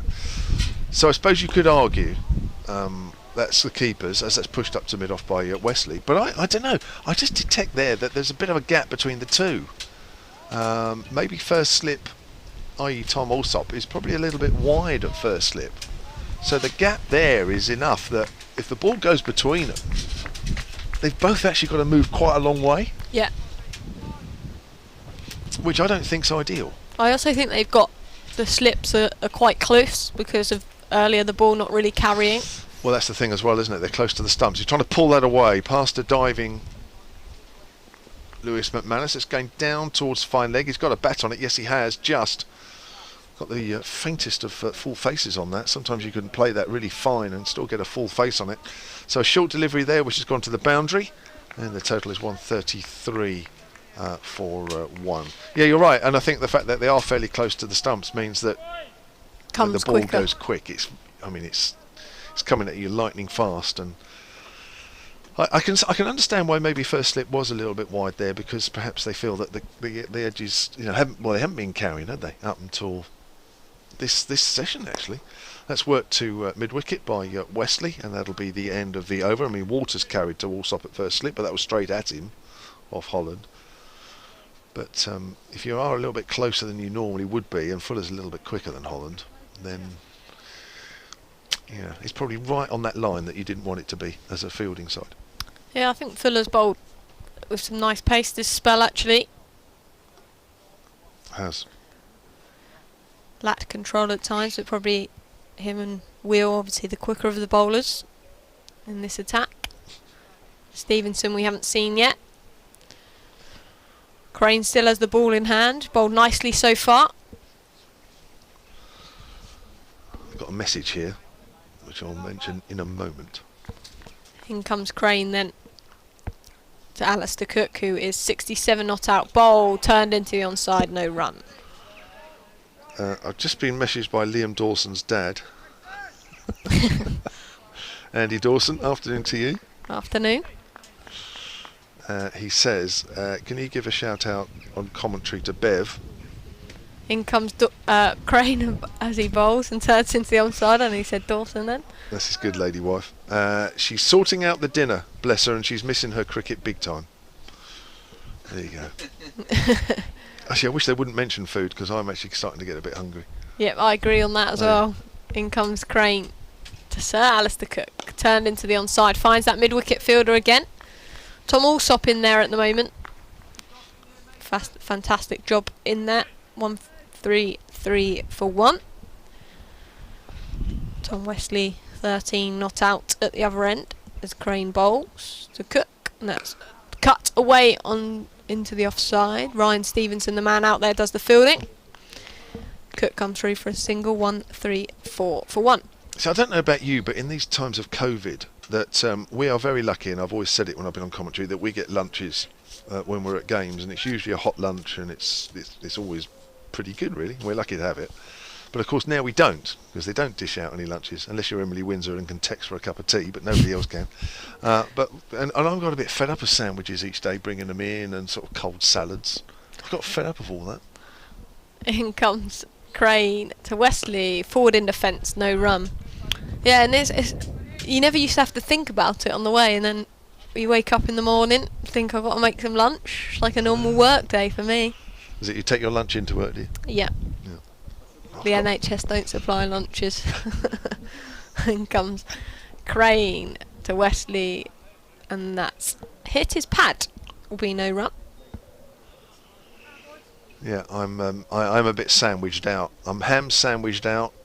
I'm sort of chicken paste sandwiched out, cheese sandwiched out. Chicken paste? Yeah, I even had that the other day, actually, just for something different. You know, you can get these little glass jars of chicken paste type stuff. Never heard of that. No, you obviously haven't.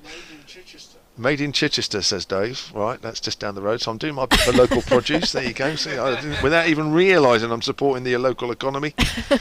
I've just got fed up with it, and it's there's only so many sandwiches you can have. To get an upgrade for tomorrow's lunch. Yeah, well, I might have to. But I've brought biscuits again. You've had a biscuit. I love those biscuits. They were great. The chocolate chip thingies, they were lovely. You bringing those in again tomorrow? Yeah, I am. Great. Kev if for the listeners who were listening in the previous game, Kev promised he would bring something this game. I did. Yet to deliver. Correct. In comes Fuller to Alistair Cook. Left alone outside the off stump, will be no run. So 134 for 1. Cook has 68. Wesley has 13.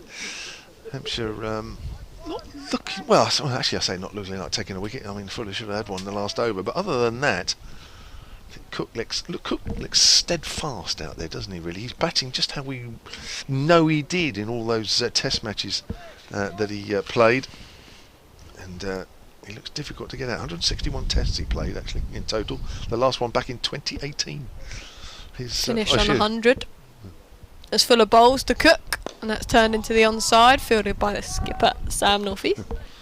So you, just to go back on that, you can obviously text for food and drink here, which I mean we're not allowed, because obviously we're not allowed to have anything passed to us, because obviously COVID suggests that the least things that are passed around the better. But you're able to get on your phone, text somebody, and get a cup of tea brought to you. I told you, Kev, it's who you know, not what you know. Unbelievable. I did offer to try and attempt to get you on as well, as full of bowls, that's pulled away, shorter delivery. Mason Crane does the fielding at fine leg. Ball into Lewis McManus, 135 for 1. So you've got your own catering service here, haven't you? I haven't had any food yet. No. You're going to try that tomorrow? You're going to try and get some food out? It could be a challenge for the day, couldn't it? Yeah, actually, I tell a lie. We did get some food the other night. We did, Dave, didn't we? It was last night, wasn't it? Actually, to be fair, because everybody obviously disappeared early because of the rain, and there was obviously some food kicking around, and actually one of the waitresses did come round with a couple of wraps, to be fair. So your moaning is full of bowls. That's turned away into the onside. Lovely shot by Tom Wesley. Probably won't go all the way out there. Slow outfield as a wet side. Ian Holland does the fielding, but they come back for 3. Wesley will move on to 16. See, I'd much rather be you, Kev, and be given wraps than a cup of tea. If that was an option, if I had to choose a cup of tea or wraps, I'd be going wraps. I would as well, but I think we only got them because they were left over. I mean, you actually got yours by asking for it, which, I mean, I think for us is a big no-no. I mean, me and Dave wouldn't stand a chance, would we, Dave? We wouldn't even bother asking. Should try it.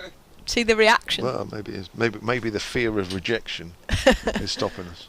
In comes James Fuller again to Sir Alistair Cook. Bowls inside edge there. Down to Mason Crane, 32 on his back. Ball into the keeper, Lewis McManus. Just the 1 wicket here so far at Arundel. Essex have played nicely. Walter, the man to go for 43. Ian Holland with that wicket, who has bowled fantastically well for Hampshire in this Bob Willis Trophy. Dave's doing a great job, isn't he? 70 to Cook, 16 to Do Wesley. you know, I'd like to see Dave if he's still going after a full day's play. The rain, I think, did Dave a favour as Fuller bowls left alone outside off stump by Wesley. 139 for 1. I'm also a bit worried for Dave's back. The volume of twisting to that whiteboard, I feel like it could be fatiguing towards the end of a 4-day game. Yeah. I wouldn't be surprised if he turned up with a yoga mat tomorrow and started to do some stretches in the lunchtime. Are you going to run through them with him? Have you got one? Have you got a yoga mat? Yeah. Has he? I don't know any yoga. Pakistan are now 8 down, 247 for 8. Way behind. Way behind. Good little spell for England. He's got loads of numbers on his lap, isn't he? I mean, so impressive. He really is. He reminds me of Rachel Riley on Countdown. Have you tweeted a picture of the scoreboard in action? I haven't actually. No, I was going to do it tomorrow actually. Probably I should. Shall I do Crane? Yeah. That's turned away square on the leg side. They think about a 1. They don't get one. I think that's Harry Kane doing the fielding. Does well. He's got a little patch on his leg there. It's quite damp where he is, so I think he's got a bit of cleaning to do on his trousers, or his mum has, at some point in the next few days. The sun has disappeared and the temperature's just dropped a couple of degrees, which is a bit of a shame, but never mind. Here's Crane again, flighted, and Cook works that up to mid-on. They're going to take a single. Fuller will throw at the bowler's end, just misses the stumps. Cook had to get a move on there, even though Fuller's a good few yards away than you'd normally consider a mid-on to be, but he did well. Fuller, he was quick, 149 for 1. Fantastic bit of fielding that, and Fuller has really impressed me with his fielding today. I think he's been excellent in the field, and you don't often see that as a fast bowler. Tall man, athletic. Here's Crane again over the wicket to Wesley. Wesley works that away to mid-wicket, and a good diving stop from Kame. Seen some good acrobatics today from the Hampshire fielders. They are, aren't they? It's almost like I wouldn't say they've just come to life, because they've been pretty good anyway, but it's like towards the end of the day sometimes you do have that little sort of extra spurt, because you know there's only a few more overs to do. Wesley's playing a missing outside the off stump. I think that turned a bit. Yeah. or bowled by Mason Crane. Not a lot of there for him to work with. There's certainly no pace in the wicket for him, certainly no bounce, so he's having to work hard to get anything. But good piece of bowling from the man who was born not far from here, Shoreham by the Sea. Went to school not far from here. It's very much a home patch for him as Wesley thinks about shaping, playing that on the onside, and just reshapes and plays it back down the pitch. But he had time, again, because the pitch is quite slow. So just watching a replay of that ball, that turn, didn't it, that to cut the balls ago to Wesley. Looks like Felix Organ may be warming up as well. Oh, yes. He's a man that does create something with the ball. He certainly does. Wesley's trying to work that on the onside, gets wrapped on the pad as he does so. End of the over, 140 for 1. Organ with his hat off. So we will be seeing spin from both ends. Felix Organ has said he has that energy, he has that something about him that he makes things happen. 140 for 1. Well, Dave sends me loads of emails with stats on, and I read through every single line that he sends me, honest. But no, but they are good, and they are seriously good, because there are times when you definitely need them, and Dave's great like that. But he sent me one a little while ago. Felix Organ's strike rate is ridiculously good, and it's something. Lower than 30. Yeah, it's lower than 30, and it's about half as much as Shane Warne. Of all the spinners you can name that have ever played for Hampshire, his strike rate is about half that. But of course, he hasn't bowled anywhere near the overs and hasn't taken anywhere near the wickets. But it doesn't make any difference. If you don't go by stats alone, he is a bowler that actually should be bowling virtually every over that Hampshire bowl. I'm sure his strike rate then wouldn't be that good. Correct. Well, maybe. Well, you never know. But Mind you, there's no Barker this time, which doesn't help him. Yeah, I think though as I said, he is that type of player that he's got an energy, even in the field. He has that presence. You can see him buzzing about. You can see him getting behind the lads, and he wants to make something happen. Does Felix? Yeah. Is that 4 overs to go, Dave? Yes. Oh, it is. God, they've come down quickly, haven't they? So Felix Organ bowled to the left-handed Alistair Cook, that's short and turned away onto the onside, fielded by Crane out on the rope. Alistair Cook moves his way on to 72. 141 for 1. Effortless, isn't it?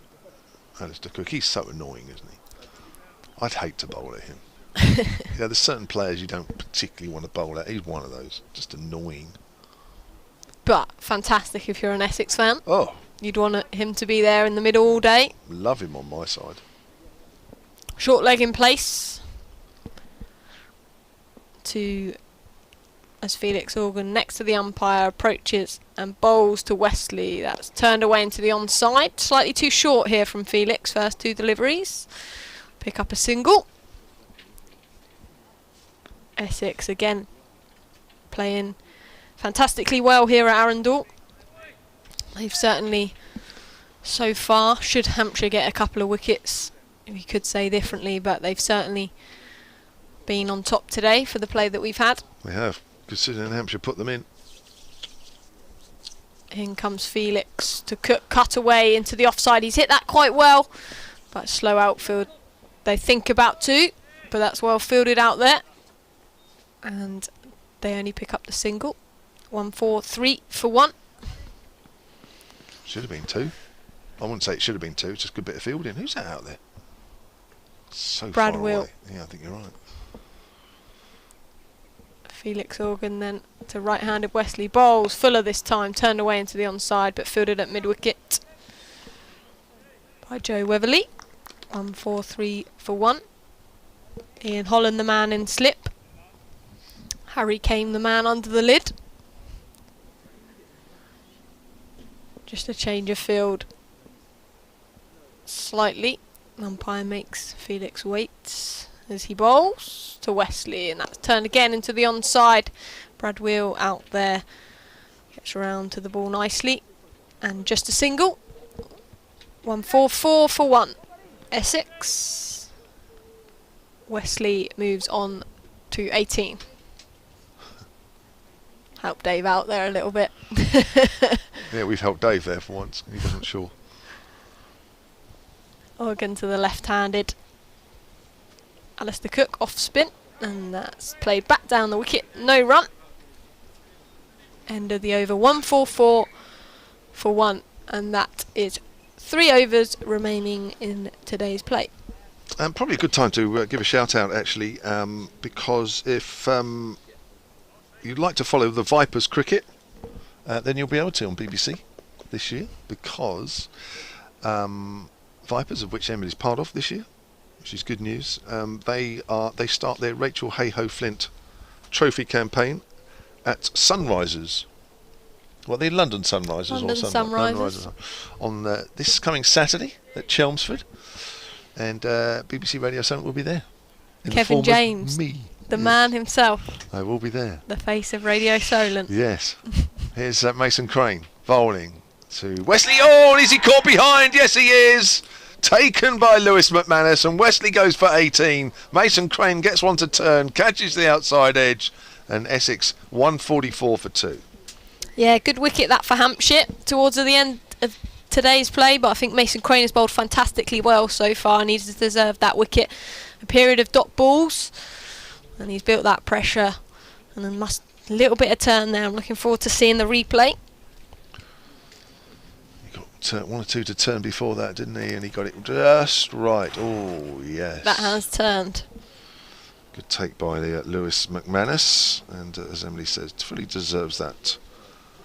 Does Mason Crane. And Tom Wesley, who hasn't had a great Bob Willis Trophy campaign, makes his way back to the pavilion. So yes, it's the trophy starts this coming Saturday, and I will be there at Chelmsford. Vipers against the Sunrisers. Live commentary on BBC Radio. Well, it'll be via the BBC Radio, BBC website, sport website, as you're listening right now. If you're not just watching the stream. Looks like a night watchman. I don't think that is Dan Lawrence coming to the crease. No, it's We can tell you who that is. It's Cook, I want to say. No, Jamie Porter. Porter, yes. Jamie Porter, the bowler, is now Jamie Porter, the night watchman. So there we go. Obviously fancies himself getting the action with a bat. They have nothing to lose, do they? No. Lower order batters. Get in there. That's the only way you're going to get big runs, isn't it? If you bat sort of 10, 11. I'll take the upgrade skip, go to 4. Yeah, of course, That's what yeah. I'd be saying. There's only chance you're ever going to get half centuries and centuries. If you're batting at 10 and 11, is get in there as night watchman. So, we've got a change in the field here. We have men round the bat. We have a slip, which we had before. We've now got a gully. We've now got a silly mid-off. 2 slips. Yeah. Mason Crane, who's getting the ball to turn off the straight. Bowls to Jamie Porter. 144 for 2. Then here he is. Bowls, and Porter leaves alone. Oh, that's bounced. I think that was the googly. I think that's come back. And it's bounced. Yeah, that's a hell of a delivery. Yeah. Welcome to the crease, night watchman. Yeah, it's left that alone as well. Good leave. I think he was lucky because it bounced. We'll have to watch that on the live stream. I'd love to see that again. It's not ideal when you're not quite behind the bowler's arm. You can't quite see exactly what everything's going on. But he's left that one, and that's not far from the off stump either. I think that went on with the arm. Another googly. Yeah. 2 good leaves from Porter. He's still there. So, well, actually, no, it actually was a leg break. It just turned a little bit too much, the first one. I'll tell you what, if COVID's done anything, I think for Mason Crane it's worked wonders for him, because previously there's obviously more spinners. Yeah, slightly shorter, and Porter off the back foot steers that to backward point. Nathan Lyon was due to come across and play for Hampshire, as well as obviously Liam Dawson, who unfortunately has found himself injured, but Crane's now been given that role as the leading spinner. And from previous seasons when he struggled a little bit, he's actually looking in great touch here. Yeah, he is. He bowled well last game as well, didn't he? That's flighted, it's full, and Porter's able to push that onto the onside. I just watched both those balls that Porter left. They were both leg breaks, but actually both pitched on the stumps, and he's left both. But fortunately for him, they turned. So you have to say, great leaving by the batter. And great backing of Mason Crane's spin. Certainly. All Poulter's on the back foot there as well. That's outside the off stump, but a good leave once more. 2 overs to do on day 2. We haven't had a lot of cricket, just 45 overs so far over the 2 days, and Essex are 144 for 2. Yeah, so I'm really happy for Crane and how he's come back here, agreed. and I think, actually, as I said, COVID's done wonders for him because he is that leading spinner now in this attack. Having obviously Nathan Lyon as well as Dawson, he may or may not have been playing the championship games.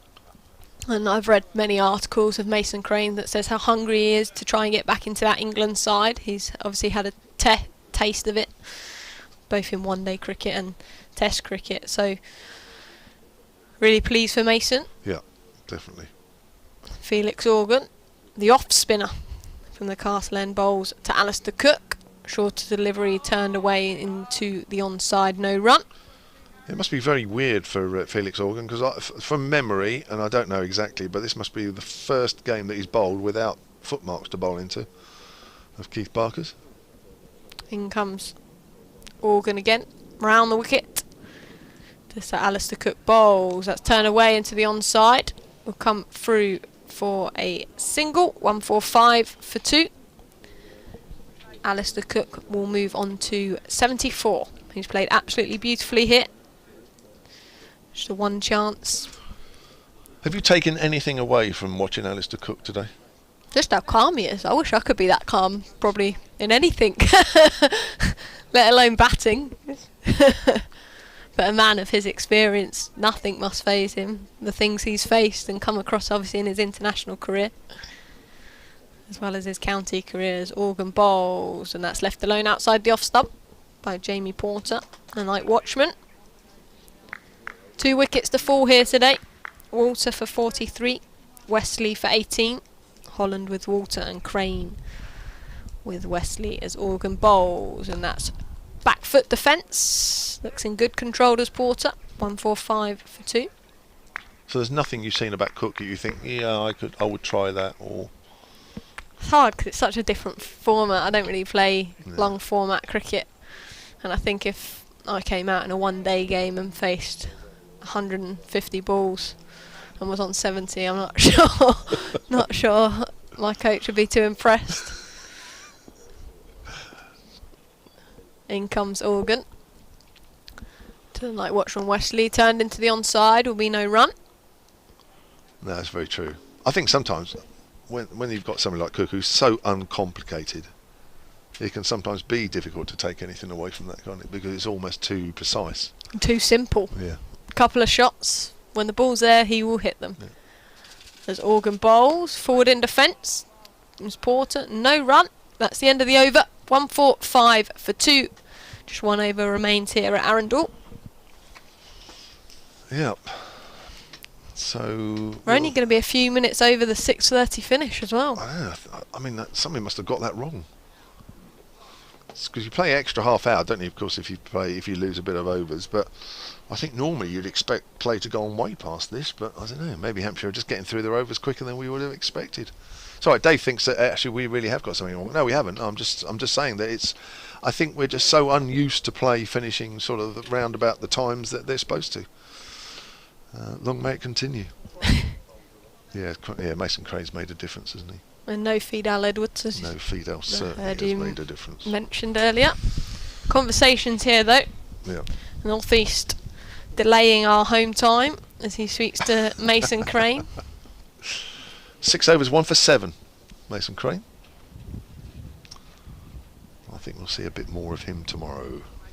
Big wicket this will be if they can get Alistair Cook hit. Certainly would. He's on 74 then. Here's Crane then. Bowls and just pushing forward his Cook up towards mid-off. And there's no run there. There's a leg slip for him and there's a first slip. Nobody in close on the in front of square anyway on either side of the wicket. I wonder if that might change the last couple of balls if he's still batting. There's Crane. Bowl slightly quicker and that's pushed out on the offside, but there's no run there. Holland Fields. I can never understand why a leg slip has to have a helmet on, but a slip doesn't. That's interesting. Sweep shot maybe, if it goes fine. If you sweep the ball to leg slip, in that position that Joe Weatherly's in, I'd be very impressed. Yeah, that's true. I think, I must admit, I don't think I've ever seen anybody hit at leg slip. Really. A little bit different, of course, as you get a bit squarer and then you get in front of the wicket. But yeah, you're right. I've seen people hit a slip. Yeah. A few people. Some quite nasty ones. There was one at Portsmouth, which Dave Allen might remember, when we played Warwickshire years ago. I think it was Andy Lloyd. Was it? No, a guy called, who used to open the batting, left-hander. Oh, somebody Lloyd, I think his name was. He got horribly hit in the slips. Here's Crane bowls. Oh, it's off the pad. Big shout for an LBW. Billy Taylor says no. Just trying to play around his pad a little bit there, Alistair Cook. I think if any bowlers looked like they've not necessarily been on top of Cook, but he certainly looked the most threatening against Alistair Cook. Yeah, he has. Another fielder coming in the ring. It's a short leg in as well. Cook's off the back foot, steers it straight to point. Oh my word, and there's a misfield there from Ryan Stevenson. I have to say that was a risky single, to say the least. I think Porter called Cook through. Had Stevenson have picked that up cleanly and shied at the bowler's end, I think Cook could have been in trouble. Yeah, I think that surprised everybody and probably surprised Ryan Stevenson. We just would have taken his eye off the ball just at the last minute. Got excited. My word. They could have thrown it at either end there. 146 for 2 then. And I think even Alistair Cook was surprised to be called through. But anyway, Porter's doing his job, keeping Cook away from the strike. Crane bowls, Porter plays forward, out towards extra cover. Starting to get a little bit chilly here. Cool, isn't it just? Temperatures dropping rapidly. Imagine we are getting towards, third week of August. Nearly Evenings winter. now. Oh no, won't be long. Here comes Crane again, flighted, and Porter pushes that out on the offside, and that will be the end of day 2, which is effectively day 1, as we didn't have any play at all yesterday.